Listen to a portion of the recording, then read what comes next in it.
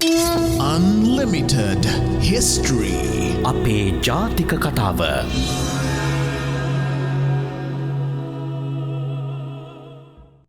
අයිබන් වෙසක් සතිය හමාර කරලා අපි වෙසක් උණුසුමේම අදත් සඳුදා දවසේ අන්ලිමිටඩ් හිස්ට්‍රි වැඩසටහනට ගොඩ වදිනවා. ඉතින් වෙනද වගේම අපිත් එක්ක රේඩියෝවෙන් එකතු වෙලා ඉන්න උදවිය ඒකම සමාජ මාධ්‍ය ඔස්සේ විශේෂයෙන් YouTube ඔස්සේ අපිව එකතු වෙලා ඉන්න උදවියටත් අපි අර්ථවත් වෙසක් මංගල්‍යය ප්‍රාර්ථනා කරන ගමන්ම අද ටිකක් අපේ බෞද්ධ දර්ශනයට අපේ රටේ බුදුදහමට සම්බන්ධ කාරණයක් අපි මාචාර්ය රාජ්‍යෝම දේවයන් සමග අපි සාකච්ඡාවට ගන්නයි අද බලාපොරොත්තු වෙන්නේ. ඊට කලින් මහාචාර්යතුමා ඔබතුමාට ආයිබෝන් කියලා කියනවා එක්කම මට මේ පහුගිය සතියේ අර අපි වෙසක් වලදී කිව්ව ප්‍රධානම කාරණයක් නේස එළියට බහින්න නැතුව ඇතුළට එබෙන්න කියලා. අපි ගැනම හිතනකොට අපි ගැන හිතනවා කියන්නේ අපි ජීවත් වෙන රට ගැන හිතනකොට මට හිතිච්ච දෙයක් තමයි 1948 දී අපිට නිදහස ලැබෙනකොට තමයි ඊශ්‍රායලය කියලා රටක් 1948 දී යළිත් බිහි කරන්නේ. ඔවුන්ගේ ඉතාමත් පැරණි ඉතිහාසයක් තියෙනවා. රටක් හැටියට ඔවුන් 1948 තමයි බිහි වෙන්නේ. අද ඔවුන් අතර මොන ප්‍රශ්න තිබුණත් ඔවුන් ඉතාමත් දියුණු ජාතියක්. ලෝකේ හොඳම කෘෂිකර්මය තියෙන්නේ. ඒ විතරක් නෙමෙයි වෙන කොහෙන් හරි මිසයිලයක් ආවම ආසෙදිම ඒ මිසයිලේ තමන්ගේ රටට නොවැටි පුපුරවා හරින්න පුළුවන් තරම් තාක්ෂණයක් තියෙන්නේ. ලෝකේ හොඳම බුද්ධ්‍යංශය තියෙන්නේ ඊශ්‍රායලයේ මොසාඩ් බුද්ධ්‍යංශය. ඊළඟට අපි සිංගප්පූරුව ගැන හැමදාම ඉඳන් කියනවා ලී කුවන් යූ මහත්තයා ඒ දවස්වල ආදර්ශයට ගත්තේ ලංකාව, සිංගප්පූරුව හදන්න හැදුවේ ලංකාව වගේ කියලා. හැබැයි අපි දැන් අඩුම ගානේ සිංගප්පූරුවවත් වෙන්න පුළුවන්ද කියලා දැන් අපි කතා බහ වෙනවා. ඒ විතරක් නෙමෙයි ගිය සතියේ අපිටත් අපි ගැන යලි හිතන සිද්ධියක් වුණා. 1971 බිහි වෙච්ච බංගලි දේශයෙන් අපි ණය ආධාරයක් ඉල්ලුවා. රුපියල් මිලියන 200ක. ඉතින් එහෙම තියෙනකොට ඒ විතරක් නෙමෙයි ඉතියෝපියාව වගේ සාගතෙන් සුන්නත් දූලි වෙලා ගිය රටවල් මට මතක විදිහට අපිට පුළුවන් විදිහට තේ ආධාරයකුත් ඇරියා ඉතියෝපියානු සාගතය කාලේ. ඔබ අන්තර්ජාලයට ගිහිල්ලා බලන්න ඉතියෝපියාව හංගල සංවර්ධනය කළා තියෙන්නේ. මට ඉතියෝපියාවට ගිය මිත්‍රයෝ කීප දෙනෙක් මේ දැන් කිව්වා හිතා ගන්නත් බෑ දැන් ඉතියෝපියාව ගැන කියලා. ඉතින් එහෙම තියෙනකොට ඇයි අපි මෙහෙම කියලා තමයි ඉතින් අපිට අහන්න හිතෙන්නේ. මොකද එහෙම අහන්න හිතෙන්නේ මේ ලෝකේ තියෙන ඉතාමත් සුපිරිසිදු දර්ශනයක් අපේ ජීවිතේ ලයිෆ් ස්ටයිල් එක වෙලා තියෙද්දිත් ඇයි අපිට මෙහෙම වුනේ කියලා අහන එක අපිට ඇයි මේ සමස්ත ශ්‍රී ලංකාව හැටියට ශ්‍රී ලාංකිකයෝ හැටියට ඉදිරියට යන්න බැරි කියන කාරණයටත් උත්තර මං හිතන්නේ මේ වැඩසටහන හරහා අපි ලබා දෙමින් ඉන්නවස. ඉතිහාසයේ අර අපි හැමදාම කියන වගේ කෝපි කෝප්පයක් තොලගගා එහෙම නැත්නම් වයින් වීදුරුවක් තොලගගා අපිට මෙහෙම ඉතිහාසයක් තිබුණා කියලා රස විඳීම පමණක් නෙමේ ඒක ධාරණය කරගෙන කොහොමද කකුල් දෙකෙන් හිටගන්නේ ඉතිහාසයේ පදනම මත කියන එක තමයි මං හිතන්නේ මහාචාර්ය රාජ්‍යෝම දේවයන්ගේ දර්ශනය වෙලා තිබුණේ දැන් මේ 60 වෙනි වැඩසටහන. ඉතින් අපි අද ඒකට ටිකක් වැඩි බරක් දීලා කතා කරන්න බලාපොරොත්තුෙන් අපි 59 වෙනි වැඩසටහනේදී අපි කතා කරලා හමාරුනේ අපේ රට අවුරුදු 44ක් රජ කරපු වසබ රජුරුව පිළිබඳව. ඉතින් ඔබටත් යම්කිසි ආකාරයක ඒ අපේ පෙර වැඩසටහන් පිළිබඳව ප්‍රශ්න තියෙන්න පුළුවන්. අපිට ප්‍රශ්න යොමු කරලත් තිබුණා. කෙසේ වෙතත් අපේ පහුගිය වැඩසටහන් වලින් දැන් ආසන්නම පහුගිය වැඩසටහන් නෙමේ අපේ පෙර වැඩසටහන් YouTube නාලිකා ඔස්සේ මේ ග්‍රහණය කරගන්න අපේ හිතවතුන් එවන ප්‍රශ්නවල මේ අපේ මේ බෞද්ධ සමාජයටත් අදාළ සමහර ප්‍රශ්න තිබුණා. එකක් තමයි මේ ධර්ම රුචි නිකාය පිළිබඳව ධම්ම රුචි නිකාය පිළිබඳව කෙනෙක් කියලා තිබුණා මේ ඇයට යම්කිසි ආකාරයක වැටහීමක් පැහැදිලිකමක් ලැබුණේ අපේ සීගිරිය වැඩසටහනෙන් තමයි මේ ධම්ම රුචි නිකාය පිළිබඳව කියලා. ඒකම මේ අභයගිරිය පිළිබඳව අපි කතා කරන දේවල් සමහර අයට පැහැදිලි නැහැ කියලා තිබුණා. අපි මුල් කොටසේදී අපි මේ දෙක පොඩ්ඩක් පැහැදිලි කරගෙන යමුද සර්? මම හිතනවා ඒක මේ වෙසක් මාසයේ බෞද්ධ තේමාවක් අපි වැඩසටහනට පාදක කරගන්න එක හොඳයි නුවන්. මටත් කීප දෙනෙක්ම ලියලා තිබුණා මේ අභයගිරිය සම්බන්ධයෙන් මේ ගැටලු ගණනාවක්. හුඟක් දෙනෙක් මේ අභයගිරිය සහ මහා විහාරය අතර තිබිච්ච වෙනස්කම ගැන ගැටලු මුසු තත්වයකින් ඉන්න බව අපට පෙනෙනවා. නමුත් අපි දන්නවා අපේ සාමාන්‍යයෙන් අපි ඉතිහාසය ඉගෙන ගන්නකොට මේ අපි අභයගිරිය හා මහා විහාරය සම්බන්ධයෙන් පමණක් නෙමේ ජේතවන විහාරය ගැනත් ඒකත් විශේෂ කණ්ඩායමක් හැටියට වර්ධනය වුණේ අනුරාධපුරේ භික්ෂුන් වහන්සේලා. මේ අය ගැන අපි සාමාන්‍ය වශයෙන් ඉගෙන ගන්නවා. ඉතින් අපිට මේ අපේ හිතවත් ශ්‍රාවකයෝ අහන ප්‍රශ්න වලින් අපට පැහැදිලි වන දේ තමයි මේ අපි ඉතිහාසය මගින් දීලා තිබෙන අර්ථ නිරූපණ හා විග්‍රහ කිරීම වලින් අපේ බුද්ධිමත් ශ්‍රාවක හිතවතුන් තෘප්තිමත් වෙන්නේ නැහැ කියන කාරණේ. ඒ තව හොයාගෙන යන්න බලනවා. තව හොයාගෙන යන්න බලනවා. ඒකම අපි අපේ වැඩසටහන් වල අපි සමහර ඉදිරිපත් කරපු අදහස් නිසා ඔවුන්ගේ කුතුහලය තවදුරටත් වර්ධනය වෙලා තියෙනවා. එතකොට ඔබ අහුවා වගේම අපේ ශ්‍රාවකයෝ හුඟ දෙනෙක් අහලා තිබුණා ඔය මහා විහාර අබේගිරි ප්‍රශ්නය. එතකොට අපි මේ එක වැඩසටහනක ඕක අපි දීර්ඝවත් කතා කළා. නමුත් අපි මේ අවස්ථාවෙත් ඒක අපි නැවත පැහැදිලි කරලා දෙමු. අපි දන්නවා මහා විහාරය තමයි ලංකාවේ මුල්ම බෞද්ධ මධ්‍යස්ථානය බෞද්ධ චින්තනය ප්‍රකට කරන ප්‍රධාන මධ්‍යස්ථානය හැටියට ක්‍රියාත්මක වුණේ. නමුත් වලගම්බා රජුගේ කාලය වෙනකොට මේ මහා විහාරය අපි දන්නවා තේරවාදී බෞද්ධ මතවාදය දර්ශනය ප්‍රචලිත කරන භික්ෂුන් වහන්සේලා තමයි මහා විහාරයේ වැඩ වාසය කළේ. ආචාර්යවාද කියන වචනෙනුත් විග්‍රහ කරලා තියෙනවා මේක. එතකොට මේ වලගම්බා රජතුමාගේ කාලෙදී අපි දන්නවා වලගම්බා රජතුමා මම මේ මුලින්ම කියන්නේ මේ වංශ කතාවල කියන සාමාන්‍ය විස්තරය. අපේ ශ්‍රාවකින්ට නැවතේ මතකයේ අවදි කරගන්න උවමනා නිසා. එතකොට වලගම්බා රජතුමාට නොයෙකුත් කරදර ඇති වුණා කියලා අපි දන්නවා. මේ දකුණු ඉන්දිය ජාතිකයෝ කීප දෙනෙක් ඇවිල්ලා එයාගේ රාජ්‍ය පැරගන්න උත්සාහ ගත්තා. ඒ කාලෙම එක්තරා බමුණෙක් රජතුමාගේ වැඩ කටයුතු වලට බාධා කළා. එතකොට රජතුමා යම්කිසි විදිහකට රාජ්‍ය පාලනයෙන් ඉවත් වෙලා හිටපු කාලයක් තිබුණා. මේ කාලය තුල රජතුමාට එක්තරා භික්ෂුන් වහන්සේ කෙනෙක් උදව් කළා. නේ අපි දන්නවා තිස්ස කියන භික්ෂුන් වහන්සේ. එතකොට මේ තිස්ස භික්ෂුන් වහන්සේ වලගම්බා රජුරන්ට උදව් කිරීම තුල අපිට පේන එක කාරණයක් තියෙනවා.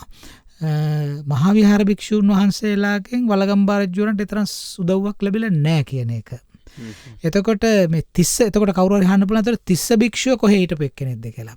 තිස්ස භික්ෂුන් වහන්සේ මහා විහාරයේ තමයි වාසය කළේ.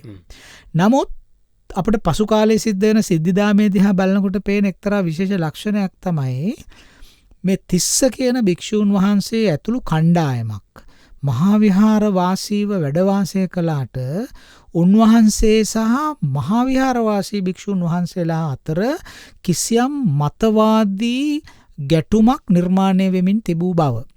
දැන් ඒකම වෙන්න පුළුවන් වලගම්බා රජුරන්ට මේ තිස්ස කියන භික්ෂුන් වහන්සේ වලගම්බා රජුරෝ කැලේ හිටියයි කියලා කියන්නේ. ඒ කියන්නේ රාජ්‍යයට සම්බන්ධ වෙන්නේ නැතුව රජතුමායින් ඉවත් වෙලා ඉන්න ඇති. එතකොට මේ කාලයේදී තිස්ස කියන භික්ෂුන් වහන්සේ රජුරන්ට උදව් කරනවා. එතකොට මේ රජුරන්ට උදව් කිරීමේදී වංශ කතා කියනවා මේ රජුරෝ මේ කේතකී පත්‍රයක වැටකෙයිය කොලයක සන්නසක් ලියලා දුන්නයි කියලා මම නැවත රජ වුණාම ඔබ වහන්සේට මම සලකනවායි කියලා. එතකොට දැන් රජුරෝ එළියට බහැලා යනකොට අර නිගණ්ඨෙක් ගිරි කියන නිගණ්ඨයා මේ මහ කළු සිංහලයා පැනලයයි කියලා කිව්වා කියලා කියනවානේ. බොහොම ජනප්‍රිය. ඒක බොහොම ජනප්‍රිය කවුරුත් දන්න එකක් නේ. එතකොට දැන් මේවා රූපකාර්ථ මේව කිව්වද නැද්ද කියලා අපි දන්නේ නැහැ. නමුත් මේක මහාවංශය රචනා කරනකොට උන්වහන්සේ ලියපු එකක්. ඒතර මහ කළු සිංහලයා කියලානේ මේ හඳුන්වලා තියෙන්නේ වලගම්බා රජුරෝ. එතකොට ඒ කියන්නේ මෙයා දේශීය සම්ප්‍රදාය ගරු කරපු දේශීය සම්ප්‍රදායට උදව් කරපු රජෙක්. එතකොට මේ දේශීය සම්ප්‍රදායට ගරු කරපු රජුරවන්ට උදව් කරන්නේ තිස්ස කියලා භික්ෂුන් වහන්සේ කෙනෙක්. තිස්ස භික්ෂුන් වහන්සේ ඉන්නේ මහා විහාරේ. එතකොට මහා විහාරේ අන් භික්ෂුන් වහන්සේලා දේවන්න මේ කවුද වලගම්බා රජතුමාට පක්ෂපාතීත්වයක් නැහැ කියන එක පේනවා. තිස්ස භික්ෂුන් වහන්සේ පමණක් මේ උදව් කරන්න ඉදිරිපත් වීමෙන්. ඒතර තිස්ස භික්ෂුන් වහන්සේ පමණක් නෙමෙයි ඒ තිස්ස කියන භික්ෂුන් වහන්සේ සමග සිටපු කණ්ඩායම. එතකොට වලගම්බා රජුරෝ ඒක තමයි පෙන්눔 කරන්නේ තිස්ස භික්ෂුන් වහන්සේට ආරාමයක් හදලා දෙන්න මේ සන්නසක් ලියලා දෙනවා. එතකොට ඊට පස්සේ අපි දන්නවා සාමාන්‍ය කතාවේ තියෙන අර ගිරි නිගණ්ඨයා හිටපු ආරාමයේ තිබිච්ච තැන මේ අබේගිරිය ගොඩ නගනවායි කියලා. එතකොට මේ අබේගිරිය ගොඩනැගුවට පස්සේ අබේගිරිය පූජා කරන්නේ තිස්ස හාමුදුරන්ට. එතකොට මේ අවස්ථාවේදී මහාවිහාර භික්ෂුන් වහන්සේලා තිස්ස භික්ෂුන් වහන්සේ මහාවිහාරයෙන් නිරපාහරිනවා. ඒ නිරපාහරින්නේ ඇයි? කුල සංගට්ඨ වරදට. කුල සංගට්ඨ කියලා කියන්නේ ගිහි පවුල් සමග ඕනෝට වැඩිය සම්බන්ධතා පැවැත්වීම කියන වරද. එතකොට මන් දන්නේ අපිට තේරෙන්නේ ඕනෝට වඩා සම්බන්ධතා කියන සීමාව කොතනද තියෙන්නේ කියලා. මොකද භික්ෂුන් වහන්සේලා අපි දන්නවා චරත භික්ඛවේ චාරිකම් බහුජන හිතාය බහුජන සුඛාය කියලානේ බුදුහාමුදුරු දේශනා කළේ. එතකොට බුදුහාමුදුරු හම්බෙන්න පටාචාරාව ආවා, කිසాగෞතමී ආවා, නොයෙකුත් අය ආවා. ඉතින් බුදුරජාණන් වහන්සේගේ දර්ශනයේ තියෙන්නේ මිනිසුන් ළඟට ගිහිල්ලා මිනිසුන්ට ධර්මයේ දේශනා කරන්න. සූපාකලට, සුනීතලට, අඟුලිමාලට බුදුරජාණන් වහන්සේක ආදර්ශයෙන් අපට පෙන්නලා තියෙනවා. එතකොට මේ භික්ෂුන් වහන්සේගෙන කුල සංගට්ඨ වරදට වැටෙන්නේ කොතනින්ද කියන එක පිළිබඳව එහෙම ඒක නිර්වචනය කරගන්න බොහොම අමාරු කාරණයක්. يعني උවමනාවට වඩා ගිහියන් සමග සම්බන්ධතා පැවැත්වීම කියන එක. එතකොට මේ මතවාදයේම වෙන්න පුළුවන් තිස්ස භික්ෂුන් වහන්සේයි සෙසු මහා විහාර භික්ෂුන් වහන්සේලා අතර තියෙන ගැටුමට මූලික වෙන්නේ. මේක ආකල්පමය ප්‍රශ්නයක්. එතකොට සමහර විට තිස්ස භික්ෂුන් වහන්සේගේ ක්‍රියාකාරීත්වය දිහා බැලුවම තියෙනවා උන්වහන්සේ බොහොම කුළුපඟ ලෙස මිනිසුන් සමග ගනුදෙනු කරන්න ඇති ඒකයට කුල සංගට්ඨ චෝදනාව කරන්නේ. එතකොට ඒක අපිට පේනවා මේ වලගම්බා රජුරන්ට උදව් කිරීම සම්බන්ධයෙන්ුත්. එතකොට මේ තිස්ස භික්ෂුන් වහන්සේ මහා විහාරය අතහැරලා අබේගිරියට යනවා. මේ ආරාමේ බාර අරගෙන. ගියාට පස්සේ ටික දවසකින් තිස්ස භික්ෂුන් වහන්සේගේ පක්ෂයේ හිටපු සියලුම භික්ෂුන් වහන්සේලා මහා විහාරයෙන් වෙන් වෙලා අබේගිරියට යනවා.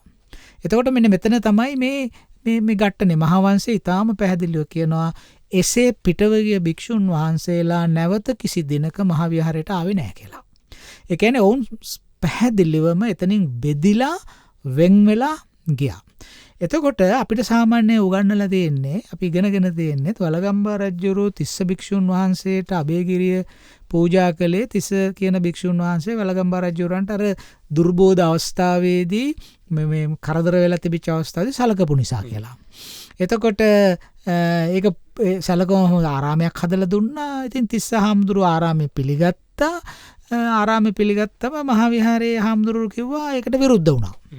ඕකනේ අපි සරල චිත්‍රේ. නමුත් අපිට ඊට වඩා පේනවා මේ මහා විහාරයේ වර්ධනය වෙමින් එනකොට වලගම්බා රජුරුවන්ගේ පාලන කාලයේ වෙන අවධිය වෙනකොටත් මේ මහා විහාරය ඇතුලේ යම්කිසි සෛද්‍යාන්තිකව එහෙම නැත්නම් ඒවේ තියෙන මහා විහාර වාසී භික්ෂුන් වහන්සේලා අනුගමනය කරපු ප්‍රතිපත්ති පිළිබඳව මහා විහාරයේ ඇතුළෙම යම්කිසි විදිහේ අර්බුදකාරී තත්ත්වයක් නිර්මාණය වෙමින් තිබුණයි කියලා. එතකොට මේ මහා විහාර වාසී භික්ෂුන් වහන්සේලා අනුගමනය කරපු ප්‍රතිපත්තිය දැන් උදාහරණයක් ඇරෙට කියනවා නම් ඔය කුල සංගට්ඨ කියන අදහස. ගිහියන් සමග ඕනෝට වැඩි සබඳතා පැවැත්වීම කියන එක. එතකොට තිස්ස භික්ෂුන් වහන්සේ හිටියේ ඊට වඩා වෙනස් නිදහස් මතවාදයක කියන එක අපිට පේනවා. එතකොට මේ වගේ ආකල්ප කියන්නේ බෞද්ධ දර්ශනයේ තියෙන මූලික සූත්‍ර විනය පිළිබඳ ප්‍රශ්නයක් නෙමෙයි මේකට පාදක වෙන්නේ. මේ එදිනෙදා ජීවිතේ ලයිෆ් ස්ටයිල් එක පිළිබඳ ප්‍රශ්නයක්. ඔව් අනුගමනය කරපු ප්‍රතිපත්ති පිළිබඳව. ඒ කියන්නේ බුදුරජාණන් වහන්සේගේ දර්ශනය අනුගමනය කර අපි සරලව මෙහෙම කියමුකෝ. ඒක උදාහරණයක් විතරයි. මහා විහාර භික්ෂුන් වහන්සේලා යම්කිසි මතයක් දරනවා මේක තමයි තේරවාදී මතය කියලා. ඒතකොට තව කට්ටියක් එනගෙන නෑ ඕක නෙමෙයි තේරවාදී මතය. අපේ ශාස්ත්‍රඥයන් වහන්සේ කිව්වේ මේක මේ විදිහට කියලා. ඒතර එහෙම බෙදෙන්න පුළුවන් නේ. දැන් එහෙම බෙදුණා. දැන් අපි දන්නවා මහායාන සූත්‍රයක් තියෙනවා සමය බෙහෙද සූත්‍රය කියලා. සමය බෙහෙද ව්‍යුහ චක්‍ර සූත්‍ර. ඒ කියන්නේ සමය බෙහෙද වෙනවා. ආගම බෙහෙද බින්න වෙනවා. අපි දන්නවා බුදුරජාන් වහන්සේ මහා පරිනිර්වාණයෙන් පස්සේ අපේ මේ උන්වහන්සේගේ ශාසනය තුල බෙදීම් ඇති වෙනවා. මහා සාංගික කියලා වෙනම කට්ටියක් ඇති වෙනවා. දැන් අපි දන්නවා අපි සාමාන්‍යයෙන් ඉගෙනගෙන තියෙන හැටියට බුදුරජාණන් වහන්සේ කුසිනාරා නුවර මහා පරිනිර්වාණයට පත් උනායි කියලා ආරංචි වුණාම මහා කාශ්‍යප මහරහතන් වහන්සේ ඇතුළු පිරිස වැඩම කරනවා උන්වහන්සේව බැහැ දකින්න ඒ පරිනිර්වාණ මංගල්‍යයට. ඒ වෙලාවේ තමයි අර කිව්වයි කියලා කියන්නේ එක්තරා මේ භික්ෂුන් වහන්සේ කෙනෙක් ඇයි මේ බුදුරජාණන් වහන්සේ අපවත් වුණාම මේ අඬන්නේ දොඩන්නේ මොකද රහත් භාවයට පත් වුණ නැති වුණු ඒ ධානය නොලැබපු භික්ෂුන් වහන්සේලා ශෝක වෙන්න පටන් ගත්තා. ඇයි අඬන්නේ දොඩන්නේ? මේ යා ඉන්නකම් අපට අර්ග කරන්න එපා මේක කරන්න එපා කිව්වා. මේ දැන් ඉතින් මොකද අපි ඒක එයා නැති වුණාම අඬන්න නෙමෙයි තියෙන්නේ hina වෙන්නනේ කියලා ඒක කිව්වා යා. නේ? ඉදං වෝ කප්පති ඉදං වෝ නකප්පති ඉදානි මයානියන් ඉච්චිස්සාම කියලා ඔය මේ සූත්‍ර වල එහෙම කියලා තියෙනවා. මෙයා ඉන්නකම් කිව්ව අරක කැපයි මේක කැපයි මේක අකැපයි කියලා දැන් ඉතින් නිදහස් වුණානේ අපි කියලා. දැන් මේ අදහස් දිහා බලනකොට අපිට පේනවා එතකොට මහා කාශ්‍යප ස්වාමින් වහන්සේ නතර වෙලා කියනවානේ මේ අපි විනයංච ධම්මංච විනයංච සංගායාම. අපි විනය හා ධර්මය සංගායනා කරන්න ඕනේ තා ඉක්මනින්ම. මේක දැන් මේ අධර්මය දිලිසන්න පටන් ගන්නවා. නේ? අධම්මෝ දිප්පති ධම්මෝ පටිබාහියති කියන වචනේ පාවිච්චි කරනවා. ධර්මය අභාවයට යනවා කියලානේ පළවෙනි ධර්ම සංගායනාවේ නිමිත්ත හැදෙන්නේ. දැන් මේවා ඔක්කොම විශ්ලේෂ දැන් අපි ඔය ඉගෙනගෙන තියෙන කතා හැටියටනේ. ඒක අපිට කතාවක්. ඉතින් විභාගෙදිත් අහනවා. පළවෙනි ධර්ම සංගායනාව පැවැත්වීමට මූලික වූ හේතුව කුමක්ද? ඒතර අපි ලියනවා සුභද්‍රගේ අභද්‍ර වචනය. කියලා අපි ලියලා එනවා. ඒක ලකුණුත් හම්බෙනවා. නේ පාස් වෙලා ඉන්නවා. අපි බුද්ධ ආගම දන්නවා කියලා හිතාගෙන ඉන්නවා. සමහරට ඒ ගත්ත ගැම්ම බෞද්ධ මහාචාර්යවරයෙක් වෙනකම්මත් යන්නත් පුළුවන් ඕනනම් නේ. එතකොට ඒක නෙමෙයි මෙතන තියෙන ප්‍රශ්නේ. මේ අපි මේ සිද්ධි දිහා ලෝකේ විද්වත්තු මේවා විශ්ලේෂණය කරලා තියෙනවා. මේ අපි මේ පටන් ගන්න වැඩක් නෙමෙයි මේක. මේවා දිහා කොහොමද තුනීම බලන්නේ. එතකොට මේ අපිට පේනවා බුදුරජාන් වහන්සේගේ ධර්මය උන්වහන්සේගේ මහා පරිනිර්වාණය පත්වන විටත් යම් කිසි අර්බුදකාරී තත්වයකට ගිහිලා තුන සංඝ සමාජය ඇතුලේ. ඒ කියන්නේ ඒ ධර්මය යහපත් ලෙස ප්‍රත්‍යක්ෂ නොකරගත් භික්ෂුන් වහන්සේලා අතර මතවාද ඇති වෙලා තිබිච්ච බව පේනවා මේ ධර්මයේ විනය සංගායනා කරන්න ඕන කියලා මහා කාශ්‍යප හාමුදුරුවෝ කියපු ප්‍රකාශයෙන්ම. ඒක සූත්‍රයේ තියෙනවා. මේ ඉතින් ඇත්තෙන්ම එහෙව් එකේ මේ ලංකාවේ බුදුදහම සම්බන්ධයෙන් එහෙම මතවාද ඇතිවීම පිළිබඳ අපිට ලොකු ප්‍රශ්නයක් නැහැ. අපි දන්නා බුදුරජාණන් වහන්සේගේ පරිනිර්වාණයෙන් අවුරුදු 200ක් ගත වෙනකොට මොනතරම් විදිහට බෙදිලා තිබුණාද කියලා නිකාය. මහා සාංගිකවරු තව බෙදිලා ගියා. මේ අභිඋත්තර නිකාය, ඒකබ්බෝහාරික, ගෝකුලික, සම්මිතීය ආදි වශයෙන් නිකායවල ගණනාවකට බෙදිලා ගියා. එතකොට තේරීය කියන අදහස වුණත් තේරවාදී මතය ගත්ත මේ තව කණ්ඩායම් හිටියා.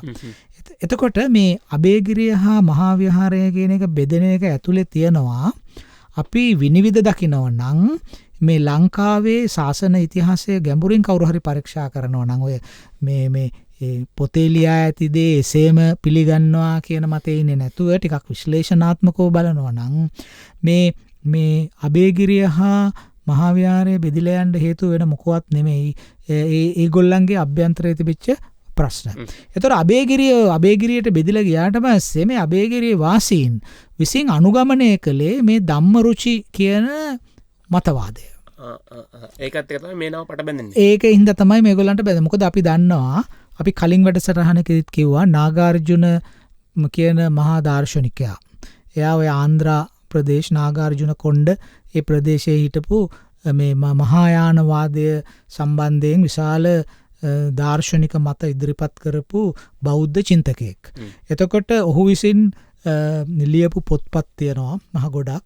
ඉතින් ඒ පොත්පත් අතර තිබෙන ප්‍රධානතම අදහසක් තමයි මේ ධම්ම රුචි කියන අදහස ප්‍රකාශ කරන මේ. ඉතින් මේ අදහස් වලට ගරු කරපු භික්ෂුන් වහන්සේලා අබේගිරියේ හිටපු නිසා තමයි මේගොල්ලන්ගේ ධම්මරුචික නිකාය කියන අදහස ගත්තේ. ඒතර මොකද අපේ තියෙනවනේ වංශ කතාවල ධර්ම ධාතුව කියලා එකක් ගෙනාවයි කියලා ලංකාවට. එතකොට ඒ ධර්ම ධාතුව ගෙනාවා. ඉතින් දැන් මේවා අඳුන්වලා දීලා තියෙන්නේ මොකද මේ වංශ කතා ලිව්වේ තේරවාදයේ ගරු කරපු භික්ෂුන් වහන්සේලානේ. ඒතර තේරවාද මතයට වඩා වෙනස් ඕනෑම දර්ශනවාදයක් දකින්නේ ප්‍රතිවාදයක් හැටියට. ඒක අඳුන්වලා දීලා තියෙන්නේ ප්‍රතිවාදයක් හැටියට. ඒතර ධම්මරුචි ධර්ම ධාතුව ලංකාවට එනවයි කියන එක නිරූපණය කරලා තියෙන්නේ අද ඉන්දියන් ජාතිකයෙක් ලංකාවට එනවා වගේ තරම් භයානක වැඩක් වගේ. කොරෝනා හින්දා. ඉතින් අපි ඒ අදහසම ගන්නෙ නැතුව මොකද නාගාර්ජුන කියන නාගාර්ජුන පමණක් නෙවෙයි වසුබන්දු ආර්යදේව මේ වගේ චින්තකයෝ ඒ අයගේ දර්ශන විඤ්ඤාප්ති මාත්‍රතා සිද්ධිවාදය මාධ්‍යමික දර්ශනය වගේ මේ දේවල් බුදුදහම පිළිබඳ යම් දාර්ශනික කතිකාවක් ඇති කරපු දෙයක්. දැන් සර් මේ දැන් ඔය බුදුදහමේ පසු කාලීන ඇති වෙච්ච විභේදනයන් දැන් සර් පැහැදිලි කරපු දේවල් අපි සරලව ගත්තොත් තේරවාදය මහායානය කියලාම ගමුකෝ. අපේ රට ඇතුළේවත් සර් ඒ දෙක එකතු කරන්න උත්සාහයන් අතීතේ ඉඳන් අරගෙන නැද්ද? නෑ. ඒක අරගෙන නෑ. මොකද ඒකට ප්‍රතිභේදාත්මක කියලාම ලියන එකෙන් මට හැඟුණේ එහෙම ගණ්ඩවත් උත්සාහයක් ගත්තේ නෑ. එහෙම උත්සාහයක් ගත්තේ නෑ. මොකද හේතුව අපේ රටේ ප්‍රධාන අධ්‍යාපන මධ්‍යස්ථානයේ හැටියට ක්‍රියාත්මක වුණේ මහා විහාරය. ඒතර මහා විහාරය තමයි රටට උවමනා කරන සංකල්පාවලිය නිර්මාණය කරේ. අපි කියන්නේ අයිඩියොලොජි කියලා. එතකොට රටේ පාලකයින්ටත් මතවාදයේ සැපයුවේ මහා විහාරයෙන්. මහා විහාර භික්ෂුන් වහන්සේලා. ඒතර උන්වහන්සේලා නිතරම පෙන්නලා දුන්නේ තේරවාදය කියන අදහස. එතකොට මේ ඒක වෙනමම කතා කළ යුතු දෙයක්. තේරවාද කියන වචනේ තියෙන තේරුම සහ ඒවා වෙනමම කතා කරන්න ඕන. ඉතින් ඒක වඩා හොඳයි. ඒක බෞද්ධ ධර්ම සාකච්ඡාවකදී මාතෘකාවක් හැටියට ගන්නව නම් මේ වැඩසටහනේදී නැතුව. ඉතින් ඇත්තෙන්ම මේ එහෙම එකතු කිරීමක් කරන්න උත්සාහ ගත්තේ නෑ. දැන් අපි දන්නවා වෝහාරක තිස්ස රජතුමාගේ කාලේ ඔය වෛතුල්‍යවාදය කියන එක වය තුඩල කියලා සෙල්ලිපිවල සඳහන් වෙනවා. මේ වෛතුල්‍යවාදය මේ ප්‍රතික්ෂේප කරන්න වෝහාරක තිස්ස රජුරු මහ විශාල දරුණු ප්‍රතිපත්තියක් අනුගමනය කළා. ඒ පොත්පත් පිච්චුවා කියලා තියෙනවා. එතකොට වේපුල්ල සූත්‍ර කියන එක නාගාර්ජුන කියන බෞද්ධ චින්තකයා විසින් ඉදිරිපත් කරපු ධර්මකාරණා අතර තියෙන විශේෂ වැදගත් සූත්‍රයක් වේපුල්ල සූත්‍රය. එතකොට මේ ওই වේපුල්ල සූත්‍රය ගැන මට මතක හැටියට ওই නයියානික කියන දර්ශනවාදයට එරෙහිව මේ ලියපු මේ අදහසක් නාගාර්ජුන පාදය නාගාර්ජුන චින්තකයා. ඉතින් මේවා අපේ රටට එනකොට මේවා අපි බාර ගන්න සූදානම් වුණේ නැහැ. නමුත් අපිට පේනවා අබේගිරිය මේවා හිස මුදුරින් පිළිගත්තා.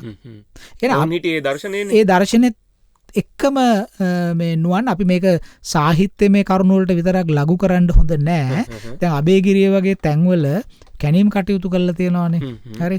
මම මේ මෑතකදී මහාචාර්ය මේ අපේ ටීජී කුලතුංග මැතිතුමා අබේගිරිය ගැන විශාල පොතක් ලිව්වා. ලොකු තොරතුරු විශාල තොරතුරු ප්‍රමාණයක් මේ ඒකේ තියෙනවා. ඒ පොතේ ඒක කියවන්න සුදුසු පොතක්.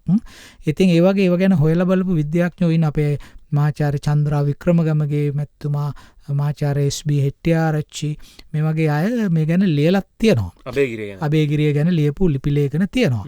ඉතින් මේ අබේගිරිය සම්බන්ධයෙන් කළ තියෙන පුරාවිද්‍යාත්මක පරීක්ෂණ බැලුවහම දැන් අබේගිරියේ ගොඩනැගිලි සංකීර්ණය බැලුවොත් නුවන් මං හිතන්නේ විශාල ගොඩනැගිලි ප්‍රමාණයක් තියෙනවා. ඒ කියන්නේ භික්ෂුන් වහන්සේලා කොපමණ ප්‍රමාණයක් මේකේ හිටියද කියන එක අපිට පේනවා. ඉතින් මහ විහාරක වැඩිය විශාලයි අබේගිරිය.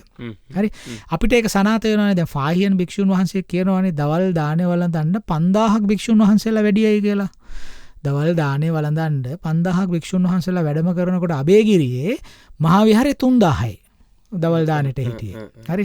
ඒක ගත්තත් අනුරාධපුරේ 8000ක් ඉන්නවනේ භික්ෂුන් වහන්සේලා. ඉඳලා තියෙනවානේ. ඒතකොට අනුරාධපුරේ විතරක්. අනුරාධපුරේ එතකොට ජේතවනේ හිටපු කට්ටිය. හරි. ඒතකොට තවත් එකතු කරන්න ඕනනේ. එතකොට අපිට පේනවා අබේගිරිය හරි ජනප්‍රිය බෞද්ධ ආයතනයක්. හරිද? දැන් අපි අබේගිරියයි මේ අනිකුත් තැන් ගන්නකොට ජේතවනය රාමීටි භික්ෂුන් වහන්සේලා ඔය කොයි කඳවුරේද හිටියේ? ජේතවනේ ඊට පස්සේ කාලෙනේ ඇති වෙන්නේ. ජේතවනේ දැන් අපි කාලානුපිළිවෙල ගත්තොත් මේ කවුද වලගම්බා රජතුමා අබේගිරිය හදලා ඊට පස්සේ මහසෙන් රජතුමානේ ජේතවනේ ආරම්භ කරන්නේ. ඊට සෑහෙන කාලයකට පස්සේ. ඒ කියන්නේ දැන් වලගම්බා රජුරෝ එන්නේ අපේ ප්‍රධාන රාජ පරම්පරාවේ. මහසෙන් අයිති වෙන්නේ ලම්බකර්ණ පෙළපතට. එතකොට මේ එතනත් විශේෂ වැදගත්කමක් තියෙනවා. දැන් වලගම්බා රජුරවන්ට මහ කළු සිංහලයා කිව්වා. එයා හැදුවා මහා විහාරේ රුවන්වැලි සෑයට වැඩි ලොකු ස්තූපයක්.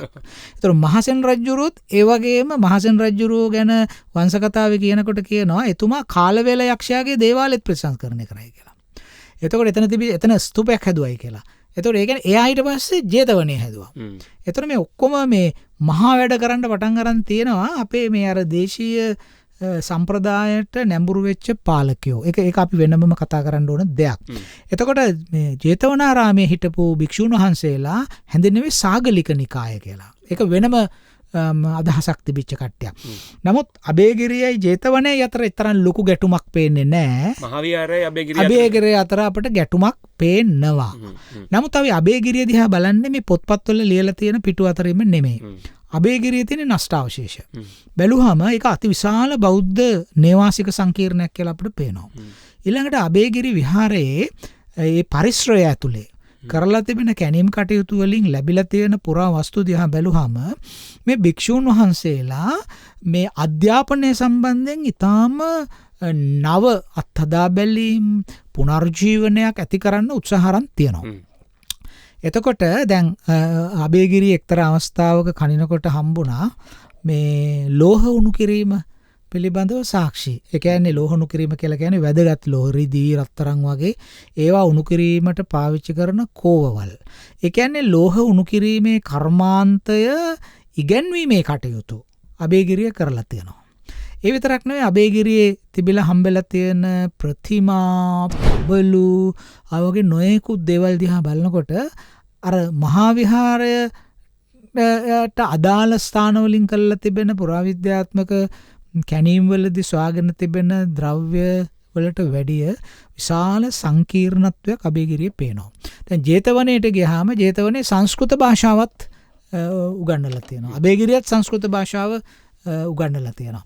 එතකොට ආයුර්වේදය එතකොට ඒ වගේ වෛද්‍ය ශාස්ත්‍රය නක්ෂත්‍රය ඒ නොයෙකුත් දේවල් අබේගිරියේ ඉගෙන ගත්තා. ඒ කියන්නේ ශාස්ත්‍රීය පුනර්ජීවනයකට මුල් තැනක් දීපු මුල් තැනක් දුන්නා. ඉතින් ඒකෙන් පේන දෙයක් තියෙනවා. ඒක අපි දැන් එහෙම කියලා නවත්තන්න බෑනේ. අපේ හිතවත් ශ්‍රාවකයන්ට යම්කිසි මඟ පෙන්වීමක් කර දෙන්න ඕන.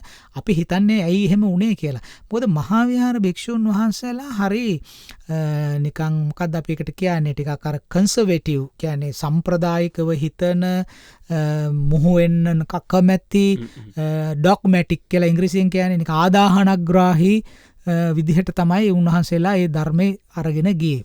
නමුත් අපිට අබේගිරිය ඊට සාපේක්ෂව බලනකොට උන්වහන්සේලා හරිම නිදහස් ලිබරල් තත්වයකින් වැඩ කටයුතු කරගෙන ගියේ. මොකද උන්වහන්සේලා දැක්කා සමාජයේ ඉතා ශීඝ්‍රයෙන් වෙනස් වෙනවා. දැන් අපි දන්නවා ඉන්දියා සාගරයේ වෙළඳ කටයුතු පළල් වෙනවා. එහෙම වෙනකොට අපි දේශනා කරන දර්ශනය අර කලාපීය වශයෙන් ගෝලීය වශයෙන් ඇතිවෙන්න ඒ ප්‍රතික්‍රියාවන්ට සමාන්තරගත කිරීම අවශ්‍යයි. නැත්තම් දර්ශනය මිනිසු එපා කරනවා. දැන් වෙළඳ සමාජයක් දියුණු වෙනකොට චාරිත්‍ර වාරිත්‍ර ඕන වෙනවනේ. දැන් අද බලන්න අපි ඔය මේ මොනවාද හයිවේ එක කියන්නේ අධි වේග මාර්ගයේ අපි හිටියොත් යන වාහන නැවතුනොත් එහෙම කතරගම කාලෙට වැඩිපුරම කතරගම යනනේ ව්‍යාපාරිකයෝනේ. හරි. ඒ මොකද ව්‍යාපාරවලට යාතු කර්ම අවශ්‍යයි. එතකොට අපේ සමාජයත් එහෙම වාණිජකරණයට ලක් වෙලා මේ විදේශ වෙළඳාම වෙනකොට අපේ සමාජයේ සිතිවිලි සංකීර්ණ වෙනවා. ඒතකොට ඒවලට යාතු කර්ම ඕන වෙනවා. බුදුදහම වුණත් ඒ හැඩගස්වාගෙන ඒක ස්ථාපනය කළ යුතු කියලා බුදුහාමුදුරන්ගේ දර්ශනය වෙනස් කරනවා නෙමෙයි. ඒකේ නිරූපණය ඒකේ ඉදිරිපත් කිරීම සංශෝධනය කරන්න ඕනේ කියන ස්ථාවරේ අබේගිරි භික්ෂුන් වහන්සේලා හිටි බව අපට පේනවා. හරි මං හිතන්නේ ධම්මරුචි භික්ෂුන් වහන්සේලා පිළිබඳව මහවිහාරය පිළිබඳව අබේගිරිය පිළිබඳව ජේතවනයේ පිළිබඳව විශාල වශයෙන් කතා කරන්න අවශ්‍යතාවය තිබුණත් ඔබ ඇසූ ප්‍රශ්නයට යම්කිසි ආකාරයක ඔබට තොරතුරු හොයාගෙන යන්න පුළුවන් මට්ටමේ උත්තරයක් මහාචාර්ය රාජසෝම දේවයන් ලබා දුන්නා කියලා අපි විශ්වාස කරනවා. කෙසේ වෙතත් අපිට දැන් විරාමයකට යන්න අවශ්‍යයි. Unlimited History. අපේ ජාතික කතාව.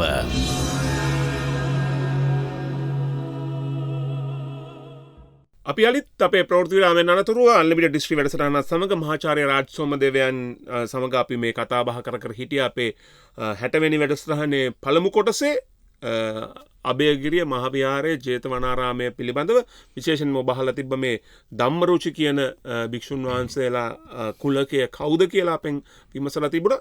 ඉතින් ඒ වගේ ඉතාමත් වැදගත් ප්‍රශ්න ඔස්සේ අපිටත් මේ සාකච්ඡාව ඉදිරියට ගෙන යන්න අපේත් දැනුම පෝෂණය කරගන්න අවස්ථාව ලැබෙනවා. කෙසේ වෙතත් මේ වෙසක් සමයේ තාම වෙසක් සතිය ඉවර වුණාට වෙසක් ඒ බැබලීම තාමත් අපේ හිත්වලින් ඉවර වෙලා නැහැ. ඉතින් ඒක හින්දා මේ අද ටිකක් අපේ ඉතිහාසයේ පුරාවිද්‍යාව අපේ බෞද්ධ දර්ශනය ඔස්සේ පොඩ්ඩක් කතා කළොත් හොඳයි කියලා මහාචාර්යතුමත් මමත් හිතුව හින්දා පොඩ්ඩක් ඒ මාර්ගයේ යන්නේ. දැන් අපි යම්කිසි ආකාරයකට අපේ ශ්‍රාවකින් වූ ප්‍රශ්න ඔස්සේත් ඒකට යම්කිසි මගක් පෑදුනා. දැන් සර් හැම වෙලාවෙම මේ කියන දෙයක්නේ අපිට හුදකලාව ඉන්න බෑ. අපේ අතීතයේ ඉඳන්ම අපේ බුදුදහමට සංස්කෘතියට අපේ සමාජයට මේ අවටින් විශේෂයෙන් ඉන්දියාවෙන් ලැබිච්ච ආభాෂය පිළිබඳව ඒ වෙළඳාමත් එක්ක අපිට ලැබිච්ච බලපෑම් පිළිබඳව අපි කතා කළානේ. දැන් හැම වෙලාවෙම අපිට දකුණු ඉන්දියාව කියලා කිව්වොත් අපිට හිතෙන්නේ මේ අපිට එරෙහිව ක්‍රියා කර අපිත් එක්ක නිතරම ගැටුමට පාදක වෙච්ච අපිට මේ හානි කරන්නම හිතපු කට්ටියක් විදිහටනේ. හැබැයි අපි ඒකම අමතක නොකරන්න හොඳ නෑ. මේ බුදුදහම දකුණු ඉන්දියාවෙන් කෙසේ වෙතත් උතුරු ඉන්දියාවේ හරහා හරි අපිට ලැබුණා කියන කාරණය. කොහොම වුණත් අපි දැන් මේ කාරණේ ගත්තොත් හැමදා අපිට ඒ පැත්තෙන් කෙනහිලි කම්මද සර් වෙලා තියෙන්නේ.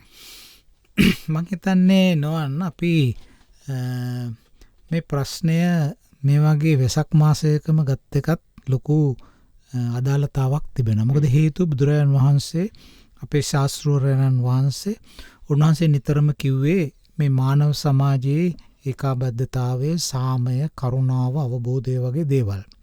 එතකොට අපි ඉතිහාසය දැන් අපි අපේ ශ්‍රාවක හිතවත්තු වැරදිවට වටහා ගන්නට එපා. මේක අපි මේක මේ ආගමික වැඩසටහන් බවට පරිවර්තනය කරන්න නෙමෙයි උත්සාහ ගන්න.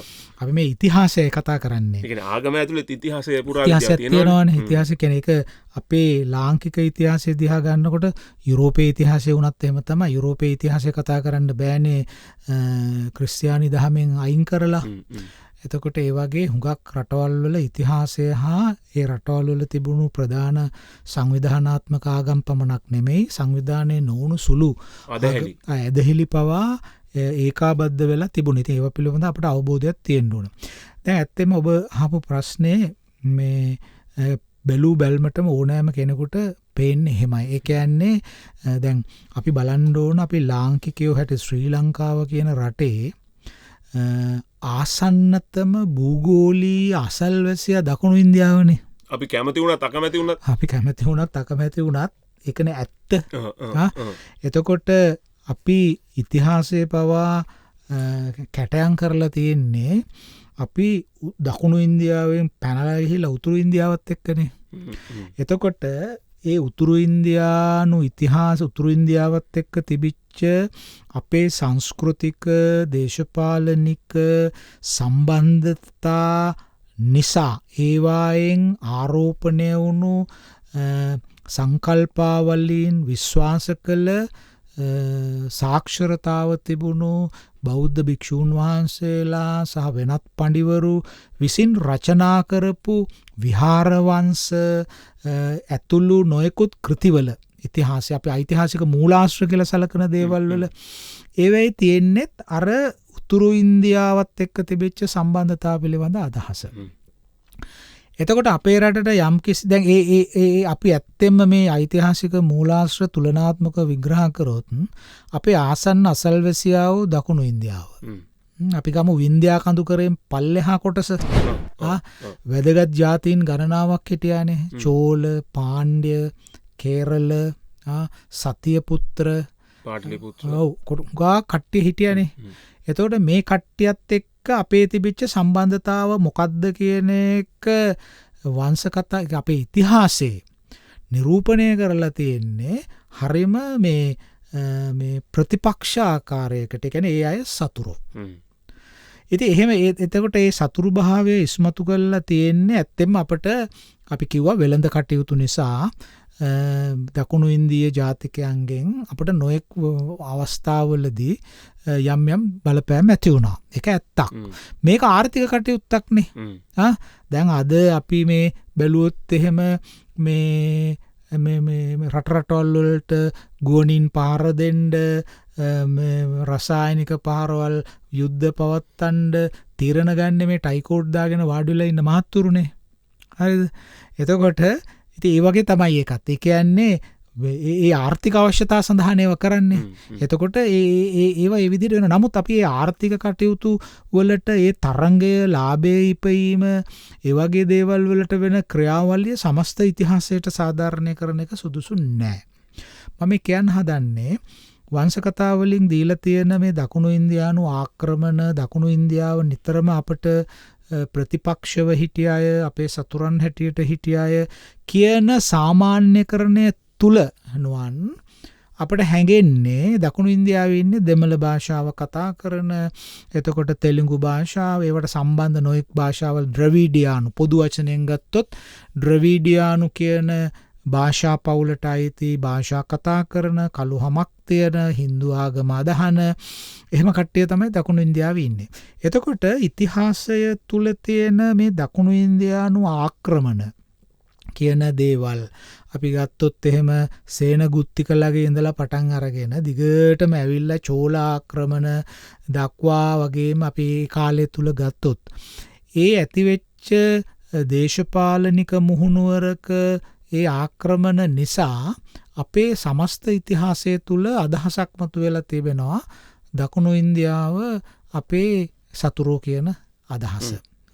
දැන් කොච්චරද කියනවනම් තමිල් නාඩු කිව්වහම ඒක ටිකක් පොඩි බය හිතන විදිහේ නමක් හැටියට තත්ත්වයටම පත් වෙලා තියෙනවා. ඒතර දෙමළ කියන වචනය ඔය දමිළ කියලා හදාගෙන තියෙන මොකක් හරි මේ මානසික මේ ප්‍රශ්නයක් නිසා වෙනුනේ මේ එයාට දෙමළ කියලානේ දමෙඩ කියලා අපේ සෙල්ලිපි වල තියෙන්නේ. දමෙඩ කියලා කියන්නේ දෙමළ කියන එකනේ. ඒගොල්ලන්ගේ හිතරි දෙන්නේ නැහැ දෙමළ කිව්වයි. දෙමළ කිව්වයි කියලා මේ දැන් අපිට සිහල කියලා කවුරු හරි කිව්වොත් එහෙම නිකන් අපිට හිතෙනවනේ ඒක මොකද මදි වගේනේ අපි සිංහලයෝනේ නේද? ඉතින් ඒවා මේ අනවශ්‍ය මේ ඒවත් දේශපාලනිකයි. ඒවා දේශපාලනික නිර්මාණ කෙනෙක්ගේ නමේ නියම නම කියන්න එපා.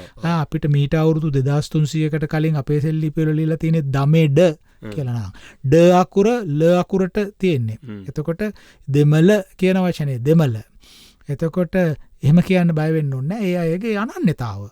අපි සිංහල කියනවට අපි අකමැති වෙන්නේ නැහැ නේ. ඔව් ඒ කියන්නේ ඒගොල්ලන්ගේ හිතරි දෙන්නේ මේ දෙමළ කියලා කියන එක දමිළ කිව්වා හරි මොකක් හරි කියලා අපි කරන වැඩවල අපි කරන වැඩවල වලින් හරි අපි දමිළ කියලා මේ වීණාවක් වාදනය කර කියලා මේ දුෂ්ටකම් කරනවා නම් මිනිස්සුන්ව මේ මානව සමාජයට නොගැලපෙන දේවල් කරනවා නම් ඉතින් ඒක සුදුසු නෑනේ. ඉතින් මම මේ කියන්න යන්නේ ඉතිහාසය අපට පෙන්වන දේ. ඉතින් මේ ඉතිහාසය තුල අපි සොලී කියන වචනේ චෝල කියන එක.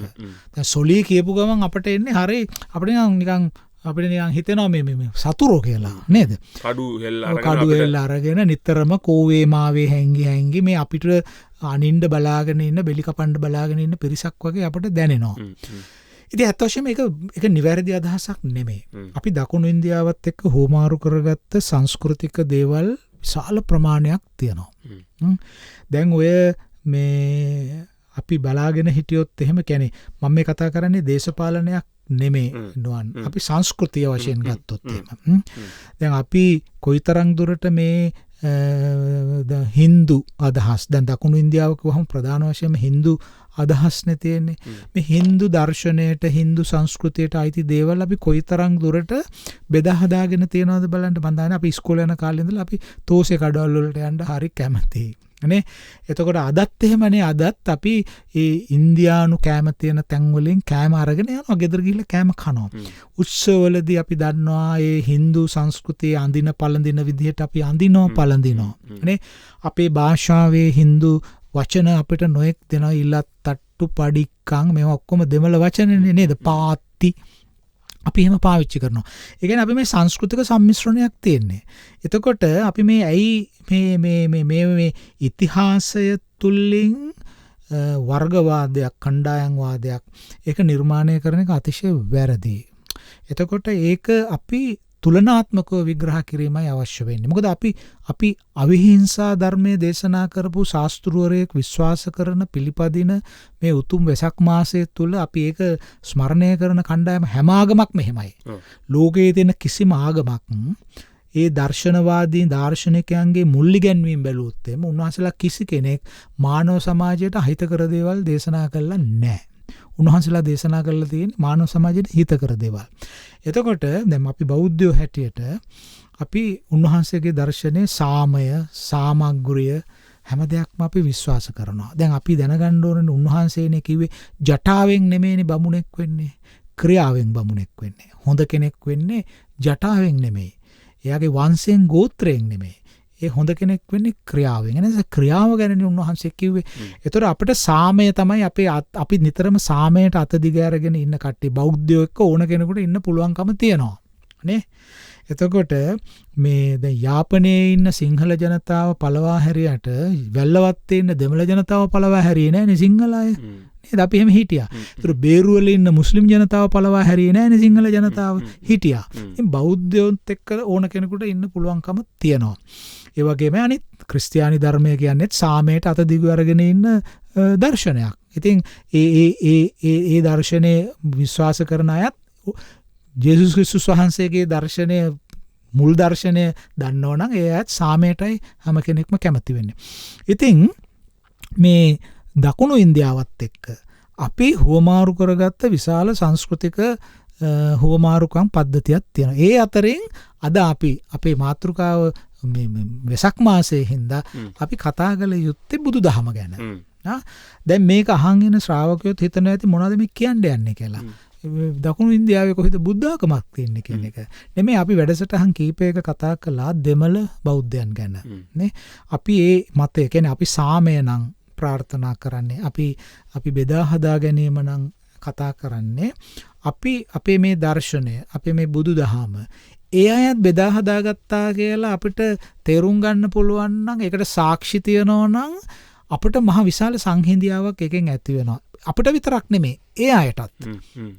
මං හිතනවා අපි මේ තියෙන අවිශ්වාසකම්, ඒ වගේම මේ දුරස්තකම් මේවා දුරීභූත කරන්නට අපිට පාවිච්චි කර ඒවා ඔක්කොම දේශපාලනික ක්‍රියාවල ඉන්නේ. අපේ මේ දෙමළ අපේ සහෝදරවරු හින්දු භක්තිකයෝ ඒ භාෂාවල් කතා කරන අය ඒ ප්‍රදේශ මේවා ඔක්කොම යා කරන්න තියෙන අපට ප්‍රධානම මෙවලම තමයි බුදුදහම.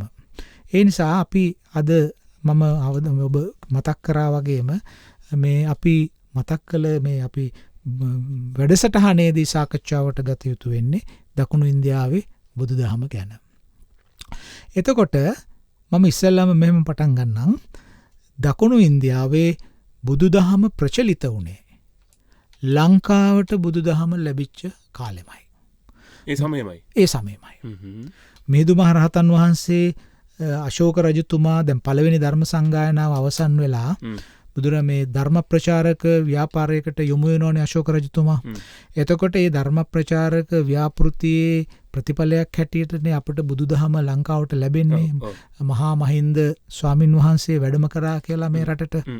එතකොට දකුණු ඉන්දියාවේ දැන් මේ ගැන කරලා තියෙන පර්යේෂණ කරලා තියෙන ශාස්ත්‍රඥයෝ පෙන්වලා දීලා තියෙනවා අශෝක රජතුමාගේ ජීවමාන කාලයේම බුදුදහම දකුණු ඉන්දියාවට ලබා දුන්නා කියන එක. හරි? දැන් මේකට සවන් දෙන කෙනෙක් අහන්න පුළුවන් මොනවද ඔකට තියෙන සාක්ෂි කියලා. මම සාක්ෂියක් ඉදිරිපත් කරන්නම්. මේක අශෝක රජතුමාගේ එක්තරා ශිලාලේඛනයක සෙල්ලිපියක සඳහන් කරලා තියෙනවා. දැන් අශෝක රජතුමා මේ පාටලිපුත්‍රය කියලා කියන්නේ මැද මේ උඩ කොටස ඒ පාටලිපුත්‍රයෙන් පල්ලෙහා විශේෂයෙන්ම වින්ධ්‍යා කඳුකරයෙන් පල්ලෙහා තියෙන රටවල් ගැන මතක් කරපු එක සෙල්ලිපියක් තියෙනවා. ඒක තියෙන්නේ සෞරාෂ්ට්‍ර කියලා කියන්නේ ගුජරාට් පැත්තේ ගිරිනාර් කියන තැන. ඒකේ මං මීට කලිනුත් කියලා තියෙනවා අශෝක රජතුමා මේ චෝල, පාණ්ඩ්‍ය, කේරළ, සතියපුත්‍ර සහ තම්බපන්නි අපේ ලංකාව දක්වාම අශෝක රජුරෝ සුබසාධන කටයුතු ප්‍රචලිත කරයි කියලා. ඒතර අශෝක ඔහුගේ රාජ්‍යයේ අධිරාජ්‍යයේ දකුණ ගැන මනා වැටහීමකින් හිටිය බව අපට පේනවා. එතකොට රජ්ජුරුවෝ කියනවා මනුස්ස චිකිචාච පසු චිකිචාච. මිනිස්සුන්ටත් ස්ප්‍රිතාල හැදවා සත්තුන්ටත් ස්ප්‍රිතාල හැදවා. ව්‍රචාච රෝපාපිතාච. ගස් හිටේවා වෘක්ෂ රෝපණය කළා.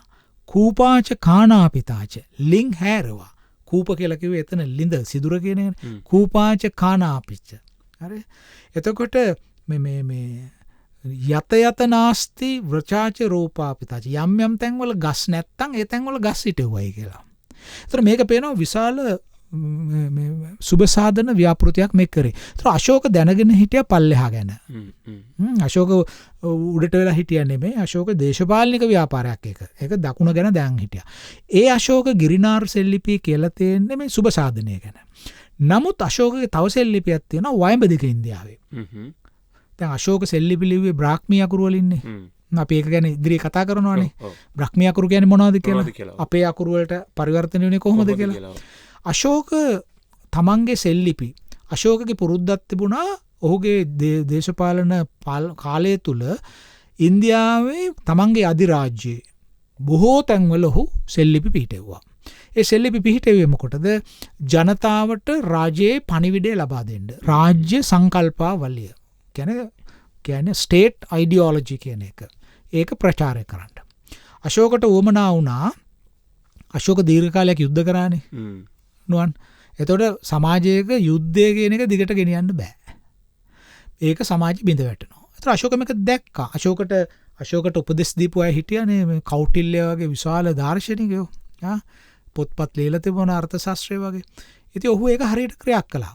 ඔහු යුද්ධ නැවැත්තුවා. අපි දන්නවා කාලීන්ගේ මේකෙන් පස්සේ නවත්තලා අර මොකද්ද බේරි ගෝසෝ අහෝ ධම්ම ගෝසෝ කියලාගේ සෙල්ලිපිය කියන. මම යුද බෙරේ නවත්තලා ධර්ම බෙරේ ගහන්න පටන් ගන්නවා. මොකද යුද බෙරේ නවත්තලා ධර්ම බෙරේ ගහනකොට ලාභයි. යුද බෙරේ ගහන එක පත්තු වෙන හැම උණ්ඩකටම වියදම් කරන්න ඕන.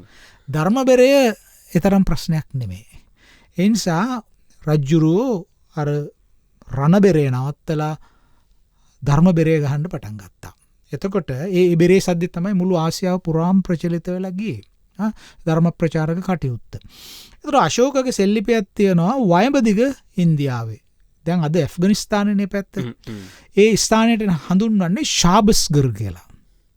ශාබස්ගර් කියන අපේ ශ්‍රාවකින්ට පුළුවන් ඕනනම් අන්තර්ජාලයට ගිහිල්ලා බලන්න ශාබස්ගර් එස් අකුරෙන් පටන් ගන්න. ශාබස්ගර් කියන ස්ථානයේ අශෝක සෙල්ලිපියක් පිහිටෙව්වා.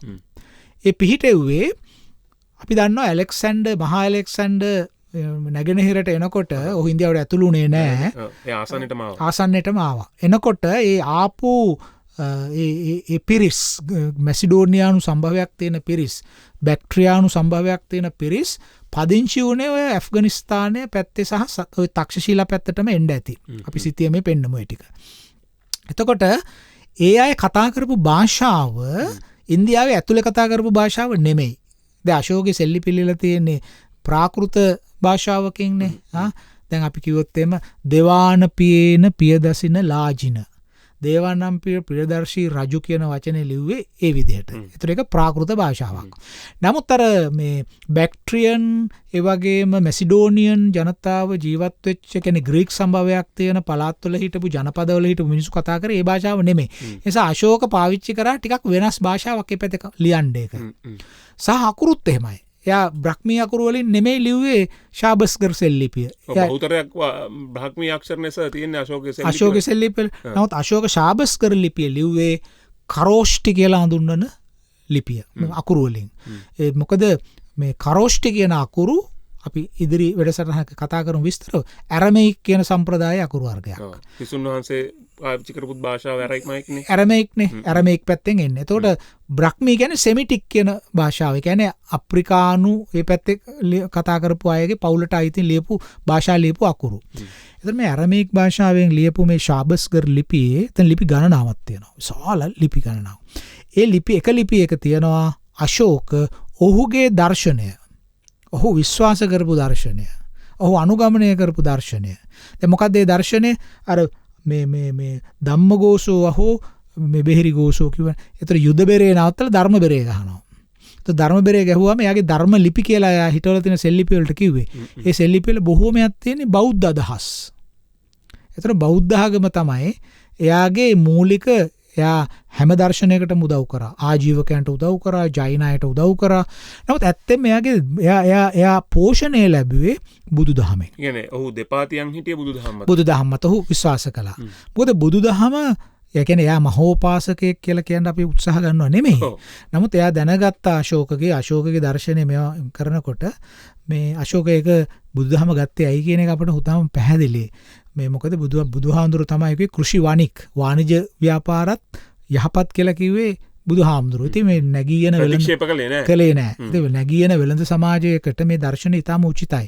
අශෝක එක ගත්තා. හරි ඒක අපි වෙනම කතා කරමු.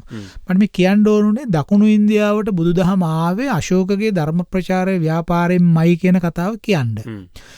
එතකොට කෙනෙක් අහන්න පුළුවන් කෝ එහෙම කොහොත් කියලා නෑනේ මේ අපේ මහරහතන් වහන්සේලා වැඩම කරපු රටවල් ගැන තියනවානේ මේ යෝනක දේශයට මේ අපරන්තයට මෙයා ගියා, මහිෂ මණ්ඩලයට මේ රහතන් වහන්සේ ගියා, තම්බපන්නියට මේ රහතන් වහන්සේ ගියා. හරි කොහෙද ඔහොම කියලා දෙන්නේ? මහවංශයනේ ඔක සඳහන් කරලා දෙන්නේ නේ. එතකොට වෙන කොහෙත් ඔක එහෙම කියලා නෑනේ. ඒතර අපිට හම්බුණා අර මේ පුරාවිද්‍යාඥයන් හම්බෙලා තුනවා සාංචි අංක 2 දරන ස්තූපේ තිබිලා ධාතු කරඬු කීපයක්. ඒ ධාතු කරඬු වල තියෙනවා ඔය කියපු හාමුදුරුවන්ගේ නම් සපුරුෂ මජ්ක්‍ධිම ගෝතස, සපුරුෂ කස්සප ගෝතස කියලා බ්‍රහ්මයාකුනේ ලියලා තියෙන. ඒ කියන්නේ ධර්ම ප්‍රචාරයේ භික්ෂුන් වහන්සේලා ඓතිහාසිකයි. හරි. එතකොට නමුත් ඔය ගිය තැන් සහ ගිය හාමුදුරුවෝ ගැන තියෙන විස්තරය තියෙන්නේ අපේ වංශ කතාවේනේ. හරි. එතකොට මේ දකුණු ඉන්දියාවට ආපු කෙනෙක් ගැන සඳහන් වෙන්නේ නැහැ අපේ වංශ කතාවල. නමුත් ශාබස්කර් සෙල්ලිපියේ කියන අශෝක විශ්වාස කරපු ධර්මයේ ප්‍රචාරය කරපු රටවල්. ඒ රටවල් වල තියෙන රටවල් ලේඛනයක් තියෙනවා. ඒ ලේඛනේ ඔය චෝල, පාණ්ඩ්‍ය, සතියපුත්‍ර, කේතරපුත්‍ර සහ තම්බපන්නි විතරක් නෙමෙයි අන්තියක ඇන්ටියෝකස්තියෝස්, මගස් ඔය වගේ මැසිඩෝනියාවේ ප්‍රධාන කලාප 4කට අශෝක බුද්ධ ධර්මය ප්‍රචලිත කරලා තියෙනවා. අතර ඒකෙන් පේනවා අශෝක රජතුමාගේ කාලයේම බුදුදහම දකුණු ඉන්දියාවට ලැබුණයි කියලා කියනව නම් එතුමාගේ සෙල්ලිපියක. පාණ්ඩ්‍ය දේශයට එනවයි කියලා කියන්නේ, චෝල දේශයට එනවයි කියලා කියන්නේ දකුණු ඉන්දියාවට ආවයි කියන එක බුදුදහම. එතකොට කේරළ පුත්‍ර දකුණු ඉන්දියාවට. ඒතර බුදුදහම ආවා. එහෙමනම් මිහිඳු මහ රහතන් වහන්සේ ලංකාවට වැඩම කරන කාලේම ඊට සමාන්තරව බුදුදහම ඉන්දියාවට ලැබුණා. දකුණු ඉන්දියාවට. එතකොට අද විද්වත්තු අද ලෝකේ පොදු පිළිගැනීමක් තියෙනවා. දකුණු ඉන්දියාවට බුදුදහම ප්‍රචලිත කරේත් මිහිඳු මහ රහතන් වහන්සේ කියලා. මේක ගැන කාට හරි කුතුහලයක් තියෙනවා නම් මේ සම්බන්ධයෙන් ශාස්ත්‍රීය ලිපි ගණනාවක් පළ කරලා තියෙනවා. අන්තර්ජාලයට ගිහිල්ලා ලබා ගන්න පුළුවන් ඒ ලිපිලේඛන, ශාස්ත්‍රීය ලිපිලේඛන. මේ පත්‍රවලට එක එක්කෙනා ලියපු ලිපිලේඛන නෙමෙයි, ශාස්ත්‍රීය පදනමක මත පිහිටා කරපු හේතු සාධක සහිතව. මොකද දැන් මේ දකුණු ඉන්දියාවේ විශේෂයෙන්ම චෝල පාණ්ඩ්‍ය රටේ තියෙනවා විහාරයක්. මේ විහාරය හඳුන්වන්නේ ඉන්ද්‍ර විහාරය කියලා. මේක බෞද්ධ විහාරයක්. මේ ඉන්ද්‍ර විහාරය ගොඩ නැගුවේ අශෝක රජතුමා කියලා පිළිගන්නවා. එතකොට මේ ඉන්ද්‍ර කියලා කියන්නේ මහා ඉන්ද්‍ර කියන නම. මහා ඉන්ද්‍ර කියන්නේ මහේන්ද්‍ර. මහේන්ද්‍ර කියන්නේ මිහිඳු. එතකොට මේ ඉන්ද්‍ර විහාරය කියන එක දකුණු ඉන්දියාවේ අශෝක රජු විසින් කරපු ස්තූපයක්, මේ පන්සලක්ය. අශෝක රජු ඒ පමණක් නෙමෙයි ඒ ඉන්ද්‍ර විහාරයට යාබදව ස්තූපයකුත් ගොඩ නැගුවයි කියලා සඳහන් වෙනවා. ඒ නිසා මේ පළවෙනිම දේ තමයි අපිට යම්කිසි බුදුදහමට උරුමයක් තියනවද? ඒක අවියෝජනීය අනභියෝගී උරුමයක්. ඒක ගැන කිසිම දෙයක් නැහැ. මොකද අපි තමයි අවුරුදු දහස් ගණනක් තිස්සේ අපේ ගරුතර මහා සංඝරත්නය තමයි බුද්ධහම නොඑක් ભેද තිබුණා. අබේගිරිය, ජේතවනය මහා තිබුණා. නමුත් උන්වහන්සේලා එක දිගට මේ ධර්මය ආරක්ෂා කරගෙන ආවා. නමුත් ඒක මේ එකපාර මෙහෙම ඊතලයක් වගේ එක රේඛාවක් වගේ තිබුණේ නැහැ. හරි, මං ඉස්සරහට කියන්නම්. සමහර වෙලාවට අපේ රටේ බුද්ධ ආගම පවත්වාගෙන යන්න අපේ රජවරුන්ට සිද්ධ වුණා දකුණු ඉන්දියාවෙන් උදව් ඉල්ලන්න. එහෙම අවස්ථා තියෙනවා. හරි. ඒ නිසා දකුණු ඉන්දියාවේ බුදුදහමයි ලංකාවේ බුදුදහම නෙමෙයි බුද්ධ ශාසනය. දහම කියන්නේ කොහෙත් එකයි. උන්වහන්සේගේ දර්ශනය. දකුණු ඉන්දියාවේ බුද්ධ ශාසනයයි තිබිච්ච සම්ප්‍රදායයි අපේ සම්ප්‍රදායයි අතර ලොකු සම්බන්ධයක් තියෙනවා. දැන් මේකම වැදගත් දෙයක් නෙනුවන් අපේ සාමය ගැන අවබෝධය ගැන කතා කරන්න. එච්චර හිතවත්කමක් තිබිලා තියෙනවා අපි ධාර්මික වශයෙන්. ධාර්මික වශයෙන් අපි එච්චර හිතවත්කමක් නඩත්තු කරගෙන ගිහිල්ලා තියෙනවානේ. කරුණාකරලා මේ ප්‍රතිමල්ලවයෝ හැටියට එකිනෙකා දිහා බලන්න එපා. මේ සත්‍ය ඉතිහාසය තුළ මේ වගේ හැඳුනුම්කම් ලෙන්ගතුකම් අප තුළ තිබිලා තියෙනවා නේ. අපි කළ යුත්තේ ඇත්ත වශයෙන්ම මේ ධර්මය පාවිච්චි කරලා ඒක ධර්මය ප්‍රචලිත කරලා ඒක තමයි මම අපේ රාගවන් මහත්මයා මගේ මිත්‍රයෙක් සුරේන් නිතරම කියන දෙයක් තමයි සුරේන් මේ එයාගේ ආචාර්ය උපාධිය කළේ බුදුදහම ගැන. සුරේන් නිතරම කියන දෙයක් තමයි මේ දෙමළ භාෂාවෙන් බුදුදහම දේශනා කරන්න ස්වාමින් වහන්සේලා පුරුදු කරන එක ඉතා අවශ්‍යයි කියලා. අත් වශයෙන්ම සුරේන් කියන්නේ ඓතිහාසික සත්‍යයක්. මොකද අපි දකුණු ඉන්දියාවයි අපි අතර බුදුදහම සම්බන්ධයෙන් විශාල උරුමකමක් අපි පවත්වාගෙන ආවා. දැන් ඒකට සාක්ෂි දැන් අපේ ශ්‍රාවකයෝ හරි කැමතිනේ මේ සාක්ෂි මොනවද කියන එක බලන්න. දැන් අපිට මම සාහිත්‍යමය සාක්ෂියක් මේකට දෙන්නම්. දැන් ඉන්දියාවේ රචනා වුණා මේ ඉන්දියාවේ තියෙනවා මේ නුවන් සංගම් සාහිත්‍යය කියලා හඳුන්වන විශාල සාහිත්‍යයක්. මේ සංගම් කියලා කියන්නේ ඒ කාලේ හිටපු දාර්ශනිකයෝ කවියෝ සාහිත්‍යදරයෝ එකට එක්කහුලා සංගමයක්. එහෙම ගුරුකුලයක් වගේ අපි කියව ඉංග්‍රීසියෙන් කියන්නේ වියානා ස්කූල් සැන් ෆ්‍රැන්සිස්කෝ ස්කූල් කියලා එහෙම කියන්නේ. ඒ වගේ ඒගොල්ලන්ගේ සංගමයක්. තව ලංකාවෙත් තිබුණා ඒ වගේ ඒවා. ලංකාවේ හිටියා වියත්පත් අටගණය කියලා වියත්පත් අටගණයක්. එතකොට ඔය ගලතුරු මුල වහදුම් මුල මහනෙත් පාමුල කියන්නේ අනුරාධපුර නගරයේ හිටියා බුද්ධිමය සංස්ථා 8ක් වියත්පත් අටගණය. ඒගොල්ලෝ ඒක ගිල්ඩ්ස් හදාගෙන තිබුණා. ඔය හදාගෙන හිටියා. ඒගොල්ලෝ වියත්පත් අය. ඒගොල්ලෝ එක එක දේවල් වලට කියන්න ඇති. දැන් ඉතිහාස අපි හදන්න දැන් මෙන්න මේ පේරාදෙනි ගුරුකුලය කියලා අපි කියනවා. ඒක අනිත් පැත්තටම තව තියෙනවා අගනුවර තරුණ කවි සමාජය කියලා කවීන් එකතු වෙලා ඉන්නවා. කොළඹ යුගයේ කවීන් කියලා තව සෙට් එකක් ඉන්නවා. ඔව් ඔව් ඔව්. ඉතින් ඒතර සමාජයක් දුවන්නේ එහෙම ගුරුකුල තියෙනකොටනේ. කියන්නේ වියත්පත් ගණ ඉන්න ඕන සමාජයේ. හරිද? මං හිතන්නේ අද නම් වියත්පත් ඔක්කොම ගණ ටික ඉන්නේ පිට රටවල අපේ වියත්පත් ගණ ටික. නේ? ඉතින් ඒක මහා අර්බුදයක්. ඉතින් ඒක තමයි අපි මේ ළඟදී ප්‍රවෘත්තියකුත් පළ කරා මේ ඉතාමත් සීක්‍රෙන් දැනට ඉතුරු වෙලා ඉන්න බුද්ධිමතුනුත් අපිව හැර යමින් ඉන්නවා. වෙන්න පුළුවන් නේ. ඒ කියන්නේ මෙහෙමනේ. ඉතින් මේ කුරුල්ලෝ තමුන්ට ආහාර තියෙන තැන් වලට යන්නේ පරිසරය සුදුසු ජීවත් වෙන්න සුදුසු පරිසරයක් තියෙන තැනටනේ යන්නේ නේද? ඉතින් ඒගොල්ලෝ එහෙම යන්න පුළුවන්. ඉතින් ඒක පැත්තකින් අපි තියමු. ওই සංගම් සාහිත්‍යය ගැන අපි කතා කරනකොට නුවන් මේ සංගම් සාහිත්‍යය කියන එක ක්‍රිස්තු වර්ෂයෙන් 2 වෙනි සත වර්ෂයේ ඉඳලා 5 වෙනි සත වර්ෂයේ වගේ කාලයක ඒකට කියන 3 වෙනි සංගම් යුගය කියලා. කියන්නේ පළවෙනි සංගම් යුගයක් නෑ. මොකද ඒක හඳුන්වන්නේ 3 වෙනි සංගම් යුගය කියලා. මේ සංගම් යුගයේ ලියවෙච්ච ද්‍රවිඩ දෙමළ සාහිත්‍ය කෘති තියෙනවා.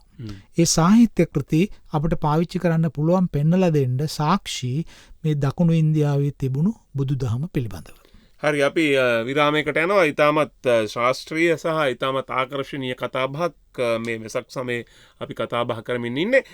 මේ වැඩසටහන් ශ්‍රාවකයන් එහෙම නැත්නම් අසන්නන්ට අමතරව අපි මේ රේඩියෝ එකේ net fm රේඩියෝවේ සඳුදා රාත්‍රියේ මේ වැඩසටහන විකාශනය වුණාන් පස්සේ YouTube මාධ්‍යයේ මේ වැඩසටහන පළ වුණාන් පස්සේ YouTube ඔස්සේ ඔබ නරඹනවා නම් ඔබට එහි කමෙන්ට් විදිහටත් එහි ඩිස්ක්‍රිප්ෂන් එකේ තියෙන ඊමේල් ඔස්සේත් අපිව ආමන්ත්‍රණය කරන්න පුළුවන්. නැත්නම් අපිට ලියන්නත් පුළුවන්. රටේ තැපැල් වාතාවරණයක් කෙසේ වෙතත් යම් කිසි ආකාරයකට යම් තත්ත්වයකට පත් වුණාන් පස්සේ ඔබට අපිට ලිපි මාර්ගයෙන්ුත් අපිව ආමන්ත්‍රණය කරන්න පුළුවන්. Unlimited History එහෙම නැත්නම් මහාචාර්ය රාජ් සෝමදේව net fm තැපැල් පෙට්ටිය 2045 කොළඹ කියන ලිපිනයට net fm තැපැල් පෙට්ටිය 2045 කොළඹ. හරි අපිට විරාමයක් දෙන්න. විරාමයෙන් අනතුරුව අපි නැවතත් Unlimited History වැඩසටහන සමග Unlimited History අපේ ජාතික කතාව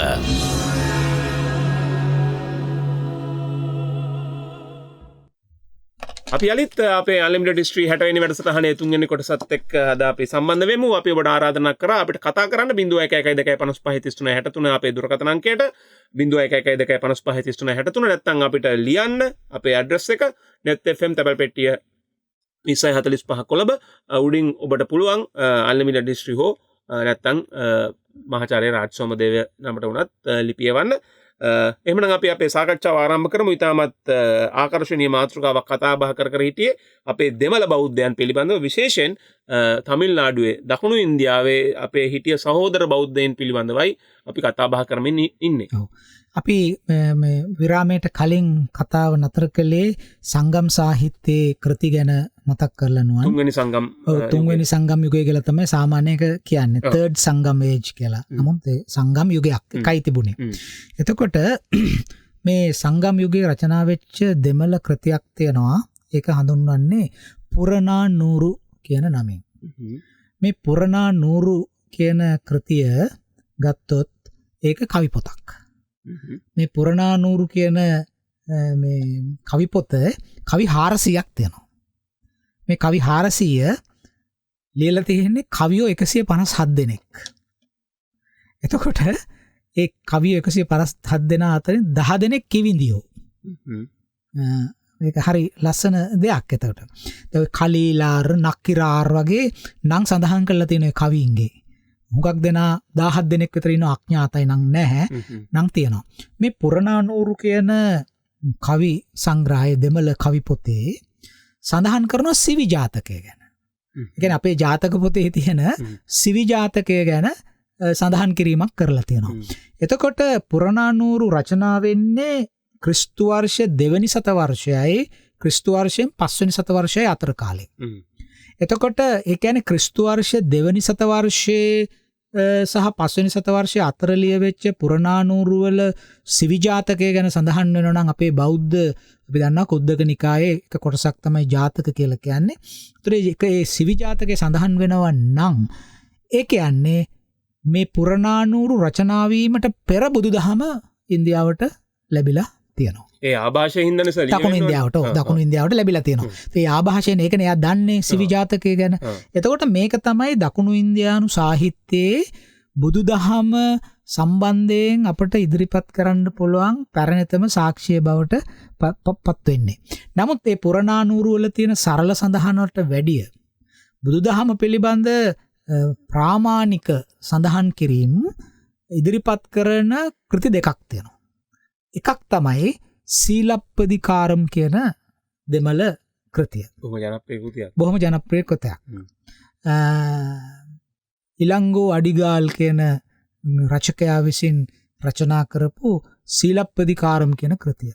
සීලප්පදිකාරම් වල පමණක් නෙමෙයි තව කෘතියක් තියෙනවා. අපි කවුරුත් අහලා තියෙනවා ඒක මණිමේකලායි. මණිමේකලායි කියලා කියන්නේ බෞද්ධ කෘතියක්. දෙමළ භාෂාවෙන් ලියවුණු බෞද්ධ කෘතියක්. දැන් අපි මේවා මේ සමාජයට පැහැදිලි කරලා දෙන්න ඕනනේ. අපි මේ ද මණිමේකලායි කියලා බෞද්ධ කෘතියක් දෙමළෙන් රචනා වෙලා තියෙනවායි කියලා ඒක තියෙන බෞද්ධ අදහස් මණිමේකලායි කෘතිය තුල. හරි. කියන්නේ මේක ලිව්වේ ස්තිලායි සාත්තනාර් කියන පුද්ගලයා. මේ ස්තිලායි සාත්තනාර් බෞද්ධ අදහස් තමයි මණිමේකලායි වල ලිව්වේ. එතකොට අපි නිතරම උගන්වන්නේ දැන් මේ කතා කරන්නේ අපි දෙමළ භාෂාවෙන් රචනා වුණු බෞද්ධ අදහස් තියෙන පොතක් ගැනනේ. නමුත් අපි කතා කරන්නේ දෙමළ භාෂාව කතා කරන අය කඩු පොළු මුගුරු අරගෙන ස්තූප බිඳ වැටෙව්වා භික්ෂුන් වහන්සේලා ඝාතනය කරා කියලානේ අපි උගන්වන්නේ. ඒකත් වෙන්න ඇති. දේශපාලනය තියෙනකොට බුදුදහමම නෙමෙයි පන්සල් නෙමෙයි ඕනෑම දෙයක් විනාශ කරන්න පුළුවන් ඒ දේශපාලනය නිසා. දැන් ගල්ලිනි අරගෙන ගිහිල්ලා බුද්ධ ශීර්ෂයන් හිල් කරන්නේ ඔය අපේ ඉතිහාසය ගැන ගත්ත චෝලයෝ හරි දමිලයෝ හරි නෙමෙයිනස. මේක තමයි. අපි බෞද්ධයෝ කියලා නිදන් ආරන්න අපේ බුදු පිළිම කඩලා දාන්නේ මහා විනාශයන් කරන්නේ. නැත්තම් පිරිත් අහගෙන නැගිටලා දවසේ උත්සව පහකට ගියොත් පස් තැනකදීම පන්සිල් අරන් සබ්බපාපස්සා කරනන් අහලා නින්දට යන කට්ටියනේ නිදන් හරන්නේ. වෙන කවුරුත් නෙමෙයි. එතකොට මේ ඊළඟට මේ සමහරවිට පන්සල් වලම ඉන්න අයනේ බොහෝ අවස්ථාවල එහෙම වාර්තා වෙලා තියෙනවානේ. මේ අපි මේ හිතුවක්කාර විදිහට කියන අදහස් නෙමෙයි. එහෙම වාර්තා වෙලා තියෙනවානේ දිහා බලනකොට. හරි.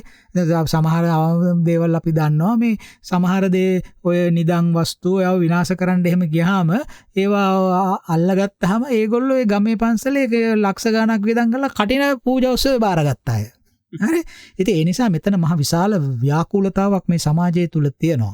ඉතින් ඒක විසඳන්න තියෙන එකම දෙයක් මේ බුදුදහම පමණයි.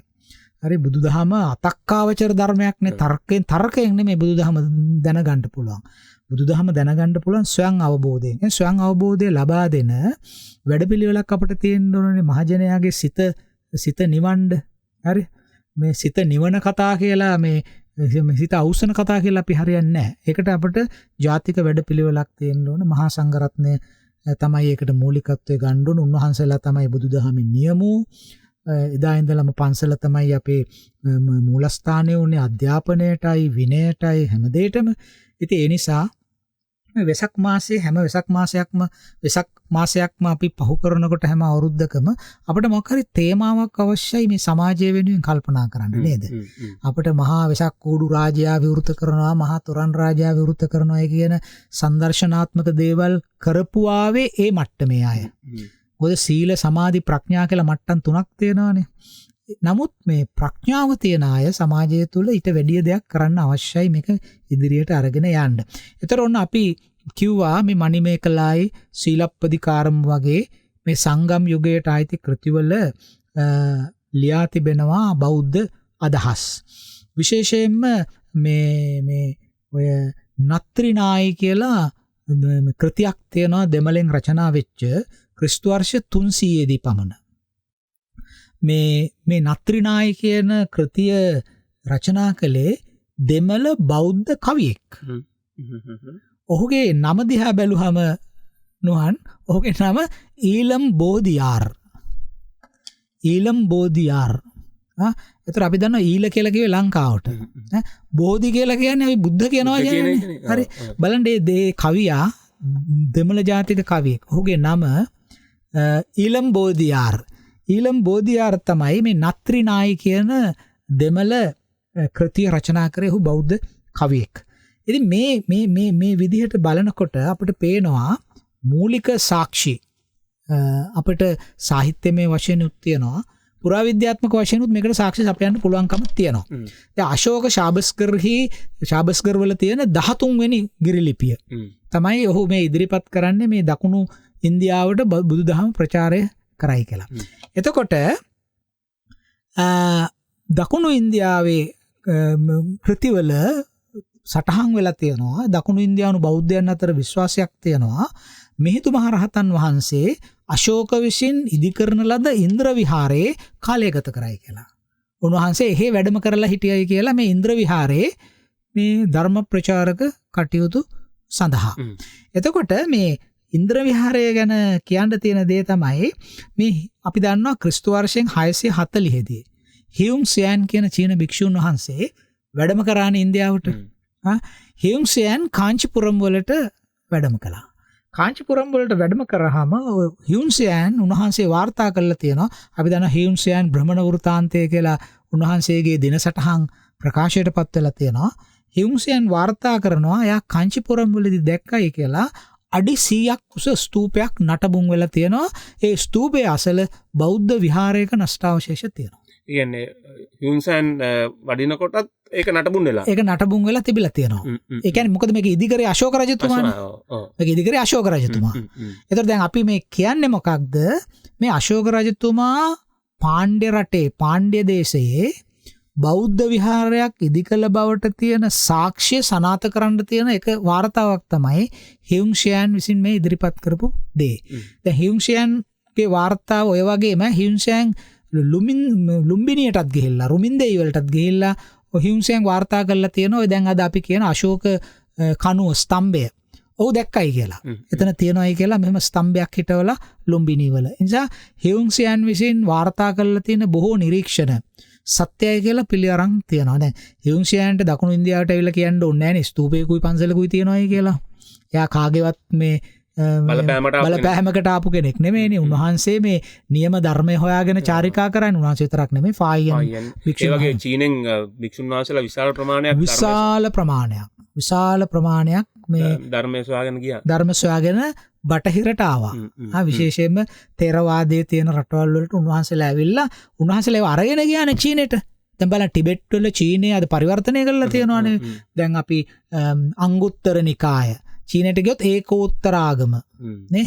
ඉතින් ඒ වගේ අපේ ත්‍රිපිටකය පරිවර්තනය කරලා තියෙනවා මේ චීන භාෂාවට සහ ටිබෙට් භාෂාවට. සමහර විට අපේ ත්‍රිපිටකේ නැති ඇතම් කරුණු ඒවයි සඳහන් වෙලා තියෙනවා.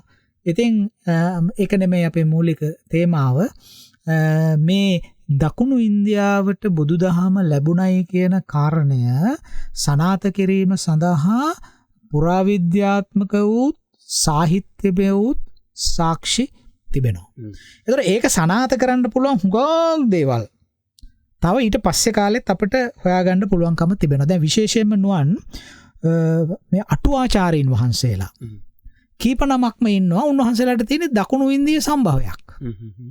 දැන් අපි දන්නවා අපි වැඩසටහනක සඳහන් කරා අටුවා කතාවක් නෙමෙයි සීහල වත්තුප්පකරණය කියන පොත. සීහල වත්තුප්පකරණය කියන්නේ සිංහල කතා ඒකේ තියෙනවා. නමුත් සිංහල කතා තිබුණාට ඒක කොටස් දෙකකට බෙදලා තියෙනවා. එකක් මේ ජම්බුදීප උප්පත්ති කතා කියලා එක කොටසක් තියෙනවා. ඉන්දියාවේ කතා. අනිත් පැත්තේ තියෙනවා සීහල දීප උප්පත්ති කතා. සිංහල දීපේ තියෙන කතා කියලා වෙනම කතා ටිකක් සඳහන් කරලා තියෙනවා. එතකොට මේක විශ්ලේෂණය කරපු අපේ පොල්වත්තේ බුද්ධදත්ත වගේ මහා සංඝ පඬිරුවන් යම් කිසි නිගමනයකට එළඹිලා තියෙනවා මේ සීහලවත්තුප්පකරණය ලියවුනේ පණ්ඩුකා මේ වලගම්බා රජතුමාගේ කාලේ කියලා. ඒ කියන්නේ වලගම්බා රජතුමාගේ කාලේ වෙනකොට ක්‍රිස්තු වර්ෂය උදා වෙලත් නැහැ. තාම ක්‍රිස්තු පූර්ව යුගයේ. එතකොට මේ සීහලවත්තුප්පකරණය ලියලා තියෙනවා. ඒතර සීහලවත්තුප්පකරණය ලිව්වේ කවුද සහ කොහෙද? සීහලවත්තුප්පකරණය ලිව්වේ ඒකේ මේ මොනවාද පූර්විකාවේ තියෙනවා. සීහලවත්තුප්පකරණය ලිව්වේ මේ ලංකාවේ නෙමෙයි. හරි. ඒකේ තියෙනවා පට්ටිකොට්ටි විහාරය. පට්ටිකොට්ටි කියලා විහාරයක තමයි මේ සීහලවත්තුප්පකරණය ලිව්වේ. ඒතර කණ්ඨක සෝල පට්ටනේ තමයි මේ පට්ටිකොට්ටි විහාරයේ තියෙන්නේ. කණ්ඨක සෝල පට්ටන කියන්නේ මේ ලංකාවේ එකක් නෙමෙයි. කණ්ඨක සෝල පට්ටන කියන්නේ දකුණු ඉන්දියාවේ පට්ටන කියන්නේ වරාය කියන එකනේ. එතකොට කණ්ඨක දැන් ওই වචන වලින්ම තේරෙනවානේ ද්‍රවිඩ ඌරුවක් තියෙනවා කියලා දෙමළ ඌරුවක්. එතකොට කණ්ඨක සෝල පට්ටනේ පට්ටිකොට්ටි විහාරයේදී තමයි මේ සීහල වත්තුප්පකරණය කියන කෘතිය රචනා කරේ කියලා තියෙනවා. දැන් බලන්න වලගම්බා රජුගේ කාලය වෙනකොට මේ ලංකාවේ සහ ඉන්දියාවේ කතා රචනා වෙලා ලියපු මේ ඊටාම වටිනා කෘතියක් මේක. මේ සීහල වත්තුප්පකරණය අපිට අපේ ප්‍රධාන ඉතිහාස මූලාශ්‍රවල සඳහන් නොවන බොහෝ කරුණු මේ සීහල වත්තුප්පකරණය අපිට කියන විශේෂයෙන්ම රුහුණේ සිද්ධ වෙච්ච කාරණා ගැන ඒකත් අති විශේෂයි. මේ මොකද මේ කතා රුහුණට වැඩිපුර බර වෙලා තියෙන්නේ ඇයි කියන එක. එතකොට මේ අප්‍රකට තොරතුරු රාශියක් සීහලවත්තුප්පකරණය තියෙන අතර මේ කෘතිය අපට ඓතිහාසික වශයෙන් වැදගත් වෙන මේ කෘතිය රචනා වුණෙත් දකුණු ඉන්දියාවේ.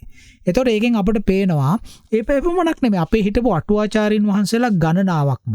හරි. ඔය ධම්මපාල කියන භික්ෂූන් වහන්සේ.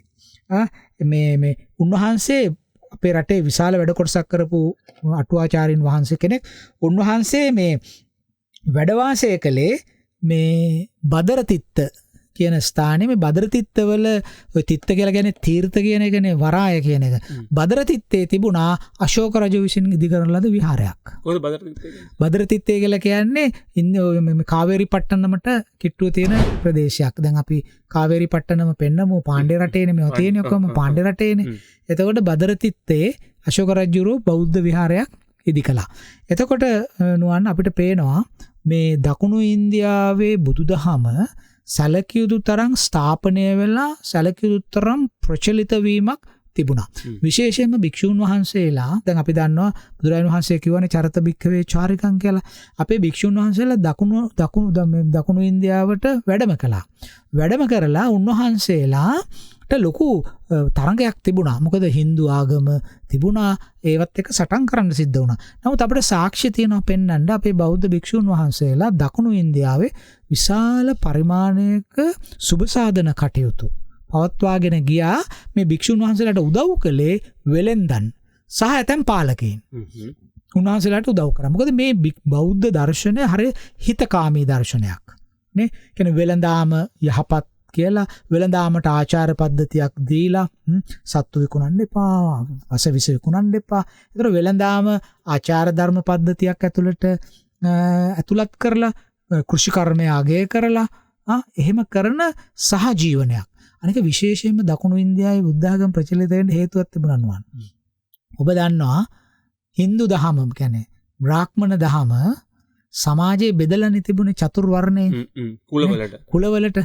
එතකොට මේ කුලවලින් ඇතිවෙච්ච කුල පීඩනය මගහරින්න තියෙන හොඳම මෙවලම තමයි බුදුරජාණන් වහන්සේගේ දර්ශනය. කියන්නේ කුල සුන්නත් දීලි කළා දාපු දර්ශනය. දර්ශනය නේ ජටාවෙන් නෙමේ බමුණෙක් වෙන්නේ, ක්‍රියාවෙන් බමුණෙක් වෙන්නේ, උපතින් වසලෙක් වෙන්නේ නැහැ, ක්‍රියාවෙන් වසලෙක් වෙන්නේ. මේ එතකොට මේ මොනද නබජේත් ස්ත්‍රී ස්වතන්ත්‍රතාම් කියලා කිව්වම ස්ත්‍රියට කිසිම වෙලාවක ස්වතන්ත්‍ර භාවයක් දෙන්න එපා කියලා කිව්වහම බුදුහාඳුරේ ඉත්තිපි පණ්ඩිතා හෝති තත්ත විචක්කනා. ස්ත්‍රීන් ඒ තැන්වලදී පණ්ඩිත භාවයට පත් වෙනවා. ඒතර මේ වගේ ඉගැන්වීම් ස්ත්‍රිය ඒ කියන්නේ මේ බ්‍රාහ්මණ ධර්මය නිසා නේ. ඔබ දන්නවනේ අර මේ ශ්ලෝකය බාලීය පිතුර්වශී තිෂ්ඨේත් කියන ශ්ලෝකය බාල කාලයේ ගැහණිය මේ දෙමෝපියන් යටතේ ඉන්න ඕන, තරුණ කාලේ ස්වාමියා යටතේ, ස්වාමියා මිය ගියාම පිරිමි දරුවෝ යටතේ.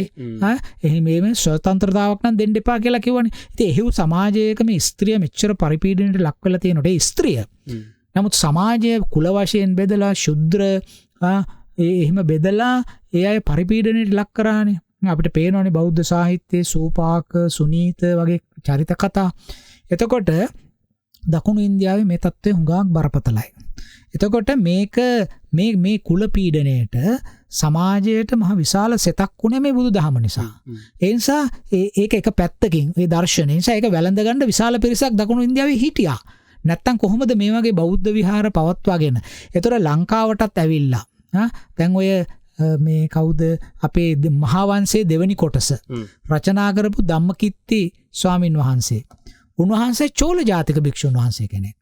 උන්වහන්සේ මේ චෝල සම්භවයක් තියෙන දකුණු ඉන්දිය භික්ෂුන් වහන්සේ කෙනෙක්. උන්වහන්සේ තමයි මෙරටට වැඩම කරලා මොකද 13 වෙනි සතවර්ෂයේ විතර වෙනකොට දකුණු ඉන්දියාවත් එක්ක විශාල සම්බන්ධතාවක් අපේ තිබුණා. දෙවනි පරාක්‍රම බහු රජුරු, දඹදෙනි පරාක්‍රම බහු රජුරු ලංකාවේ බුදුදහම ප්‍රතිස්ථාපනය කිරීම සඳහා චෝල දේශයෙන් ධර්මයයි භික්ෂුන් වහන්සේලා වැඩම කෙරෙව්වා. එහෙන් ගෙනාවා. හරි. දැන් අපි කතා කරන්නේ සියමෙන් ගෙනාපු එක ගැන විතරනේ. ඒ කියන්නේ මේ වැලිවිටියේ සරණංකර හාමුදුරුවෝ කීර්තිශ්‍රී රාජසිංහ රජතුමා සියමෙන් ගෙනාවා. ඉතින් ඒක නිසා සියම් නිකායක් හැදෙනවා. අපි කතා කරන්නේ නේ චෝල දේශයෙන් භික්ෂුන් වහන්සේලා වඩම්මපු එක ගැන, චෝල දේශයෙන් ධර්මය අරන් ආපු එක ගැන. අපි දන්නවා පළවෙනි පරාක්‍රම බහු රජුරුවන්ගේ කාලෙත් එතුමා ওই උත්තරාරාම සෙල්ලිපිය කියන්නේ ගල් විහාරේ පොළොන්නරුවේ තියෙනවනේ විශාල සෙල්ලිපිය. 3 නකා 1 නකා කරන්න කරයි කියලා. ඒ කියන්නේ නිකාය 3 එක නිකායක් බවට පරිවර්තනය කරන්න පරාක්‍රම බහු රජුරු උත්සාහ ගත්තයි කියලා. ඒ කියන්නේ මේ ධර්මයේ අපේ ශාසනය ඇතුලේ මතවාද කණ්ඩායම් විශාල ප්‍රමාණයක් බෙදමින් තිබිච්ච බව අපිට මේකෙන් පේන්න තියෙනවා. ඒ කියන්නේ දැන් ඒ කාලේ ඉඳලම දැන් ඔය මේ අපේ බුද්ධ ශාසනයට අනුග්‍රහය දක්වන්න දකුණු ඉන්දියාවෙන් දමිළ භික්ෂුන් වහන්සේලා ගෙනාවා නම් දමිළ බෞද්ධයොත් අපිට ඉන්න ඇතිනේ. අනේ දමිළ බෞද්ධයෝ නොහිටින්න හේතුවක් නැහැනේ. දැන් අර අබේගිරියේ තියෙන එක්තරා සෙල්ලිපියක්. ඒ සෙල්ලිපියේ තියෙනවා මේ දමෙඩ සමන. එතකොට ද්‍රවිඩ ජාතික ශ්‍රමණයෙන් ගැන. හරි. එතකොට ද්‍රවිඩ එහෙම කිව්වහම මේ රටට වෙලෙන්දෝ ආවා. හරි. එතකොට වෙලඳාම සඳහා ආපු විශීර්ණ ජන කොටස් ඒ අය පදිංචි වෙලා හිටියා. දෙමළ දමෙඩ කියන වචනේ අපේ සෙල්ලිපි වල තියෙනවානේ. හරි. දමෙඩ පුගියන කියලා වචනේ තියෙනවා. ඒ කියන්නේ ගිල්ඩ්ස් හැටියට හිටපු අය. හරිද? මේ අය දැන් අපිට තියෙන දේ තමයි ලංකාවේ හින්දු කෝවිලක් පිළිබඳ සාක්ෂි අපිට එන්නේ අනුරාධපුරයේ අග කාලයේදීනේ. අනුරාධපුරයේ අග කාලේ 10 වෙනි සතවර්ෂයේදී විතර තමයි අපිට හින්දු කෝවිලක් පිළිබඳ පුරාවිද්‍යාත්මක සාක්ෂි තියෙන්නේ. ඒ කියන්නේ ඊට කලින් එහෙම තිබුණ නැයි කියලා කියන්නේ එහෙම ඇදහිීමේ ආගමක් තරමට යාතු කර්ම කරන්න අපිට හින්දු දහම් ප්‍රචලිත උනේ නැහැ කියන එකනේ. නමුත් 10 වෙනි සතවර්ෂයෙන් පස්සේ අපි දන්නවා පොළොන්නරුවේ ශිව දේවාල තියෙනවා. එතකොට ඊට පස්සේ දිගටම තියෙනවානේ. ඉතින් ඒක ස්වභාවික දෙයක් නේ. සංස්කෘතින් හුවමාරු වෙන එක, සංස්කෘතින් බෙදා හදා ගන්න එක. අපි ඒක වැඩසටහනක කතා කරා. තිරුකුණාමලේ තියෙන වෙල්ගම් වෙහෙර ලංකාවේ තියෙන දෙමළ බෞද්ධ පන්සලක් කියලා. ඒ කියන්නේ ඒක පළවෙනි රාජරාජ කියන රජතුමා චෝල රජතුමා මේ වෙල්ගම් වෙහෙර කියන පුරාණ පන්සලක් ඒක ක්‍රිස්තු වර්ෂයෙන් දෙවනි සතවර්ෂයේ සෙල්ලිපියක් තියෙනවා එතන අපේ පන්සලක්. ඉතින් මේ පන්සල මේ රාජරාජ පෙරුම්පල්ලි කියලා නම වෙනස් කළා මේ පන්සලට උදව් කරා. ඒ පන්සලට දීලා තියෙනවා පහන් දීලා තියෙනවා හරක් පූජා කරලා තියෙනවා අර කෝවිල් වලට දෙනවා වගේ මේකට උදව් කළා. එතකොට කියන්නේ ඒතර රාජරාජ වගේ ප්‍රබල රජෙක් බෞද්ධ විහාරයක් එහෙම නඩත්තු කරන් යනවා. ඒ කියන්නේ බෞද්ධ නඩත්තු කරන් එතකොට මේ සෙල්ලිපි වල තියෙනවා දෙමළ ජාතිකයෝ ඇවිල්ලා 12 මහේ පහන් පූජා කරනවා. හරක් පූජා කරනවා. මේවා කෝවිල් වලට කරන ඒවානේ. එතකොට මේ බලන්න මේ සංසදය කියන්නේ Hindu අදහස් සහ බෞද්ධ ක්‍රමවේද. මේවා ඔක්කොටම මේ ආමිෂ පූජාව ගැනනේ අපි මේ කියන්නේ ප්‍රතිපත්තිය ගැන නෙමෙයි. මේවා ඒ ඔවුන්ට දැනෙන විදිහ ගැන දැනෙන විදිය ගැනනේ. එතකොට මේවා පවත්වාගෙන ගියා. ඉතින් ඒ නිසා මේ විශාල ප්‍රමාණයක් අපිට දෙමළ බෞද්ධ ජනතාව මේ රටේ වාසය කළා. ඒගොල්ලෝ තමයි ඔය මේ පන්සල් පවත්වාගෙන ගියේ. ඒවට කරදර කරේ නැහැ. ඉතින් ඒ නිසා දෙමළ බෞද්ධයෝ කියන කට්ටිය ගැන අපේ වංශ කතාවල එහෙම සඳහන් වෙන්නේ නැහැ. නමුත් අපේ සෙල්ලිපි වල තියෙනවා සිංහල කාන්තාවෝ විවාහ කරගත්ත දෙමළ පුද්ගලයෝ ගැන. ඒතර සිංහල කාන්තාවක් එක්ක ජීවත් වෙනකොට කොහොමද දෙමළ පුද්ගලයා ජීවත් වෙන්නේ අදහන්නේ මොන ආගමද මොකද්ද? සමහර විට ඒ සම්බන්ධතාවම ගොඩ නැගෙන්න ඇත්තේ ඔහු බෞද්ධයෙක් නිසා වෙන්න පුළුවන්. ඔය විශාක කියලා නම් තියෙන දෙමළ කෙනෙක් ගැන සෙල්ලිපි එක සඳහන් වෙනවා. නමුත් අපේ වංශ කතා උනන්දු වෙලා නැහැ මේ යථාර්ථය කියන්න.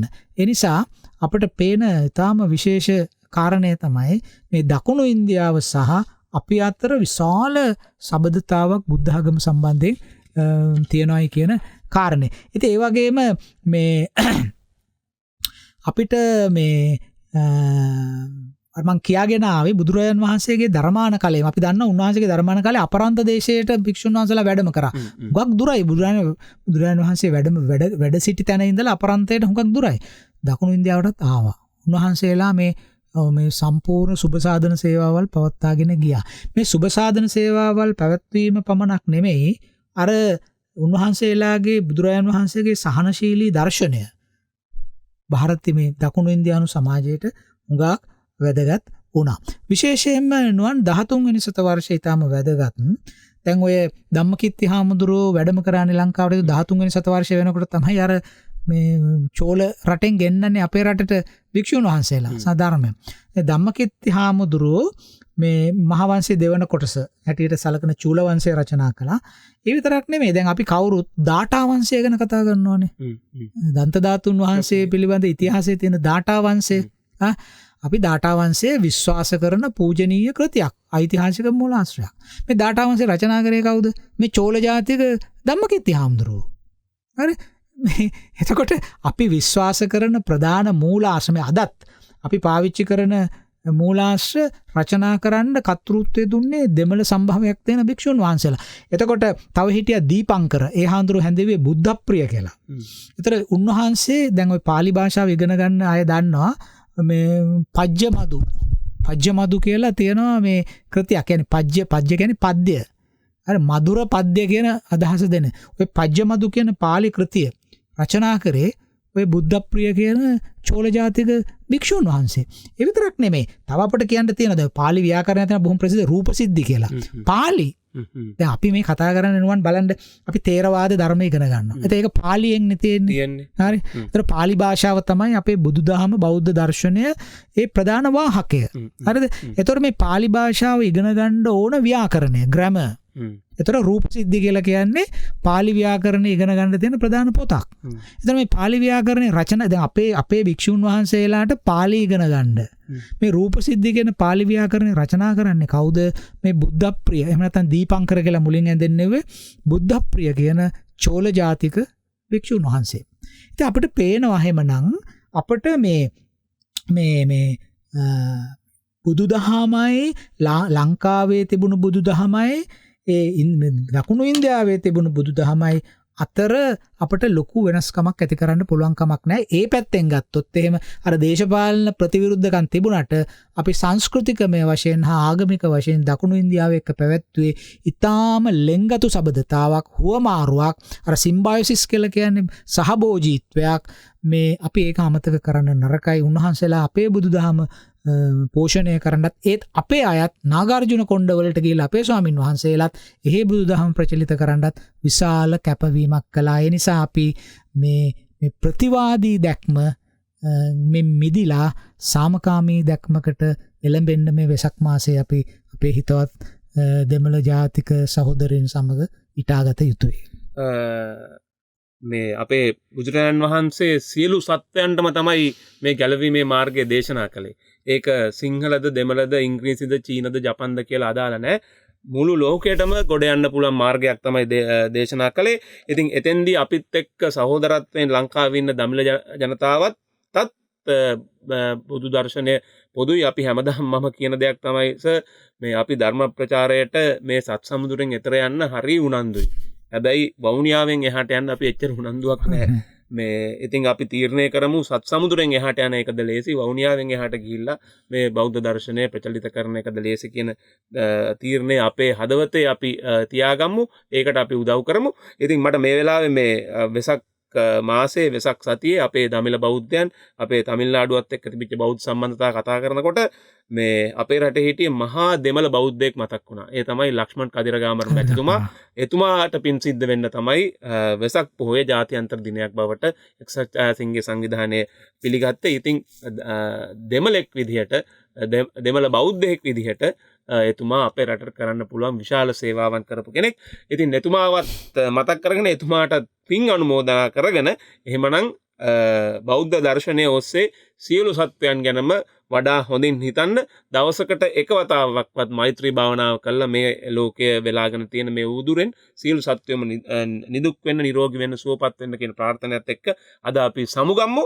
ආයත් ලබන සතියේ හමු වෙන බලාපොරොත්තු වෙමින් ඉතින් ඔබට පුළුවන් අපිට ලියන්න කියන්න අපි කලින් කිව්ව මාර්ගයන් ඔස්සේ ලබන සතිය හමු වෙන බලාපොරොත්තුෙන් සමුගන්නවා. මහාචාර්ය රාජ් සෝමදේවයන්ටත් බොහොම ස්තුතියි. ඔබ හැම කෙනාටත් බොහොම ස්තුතියි. ආයුබෝවන්.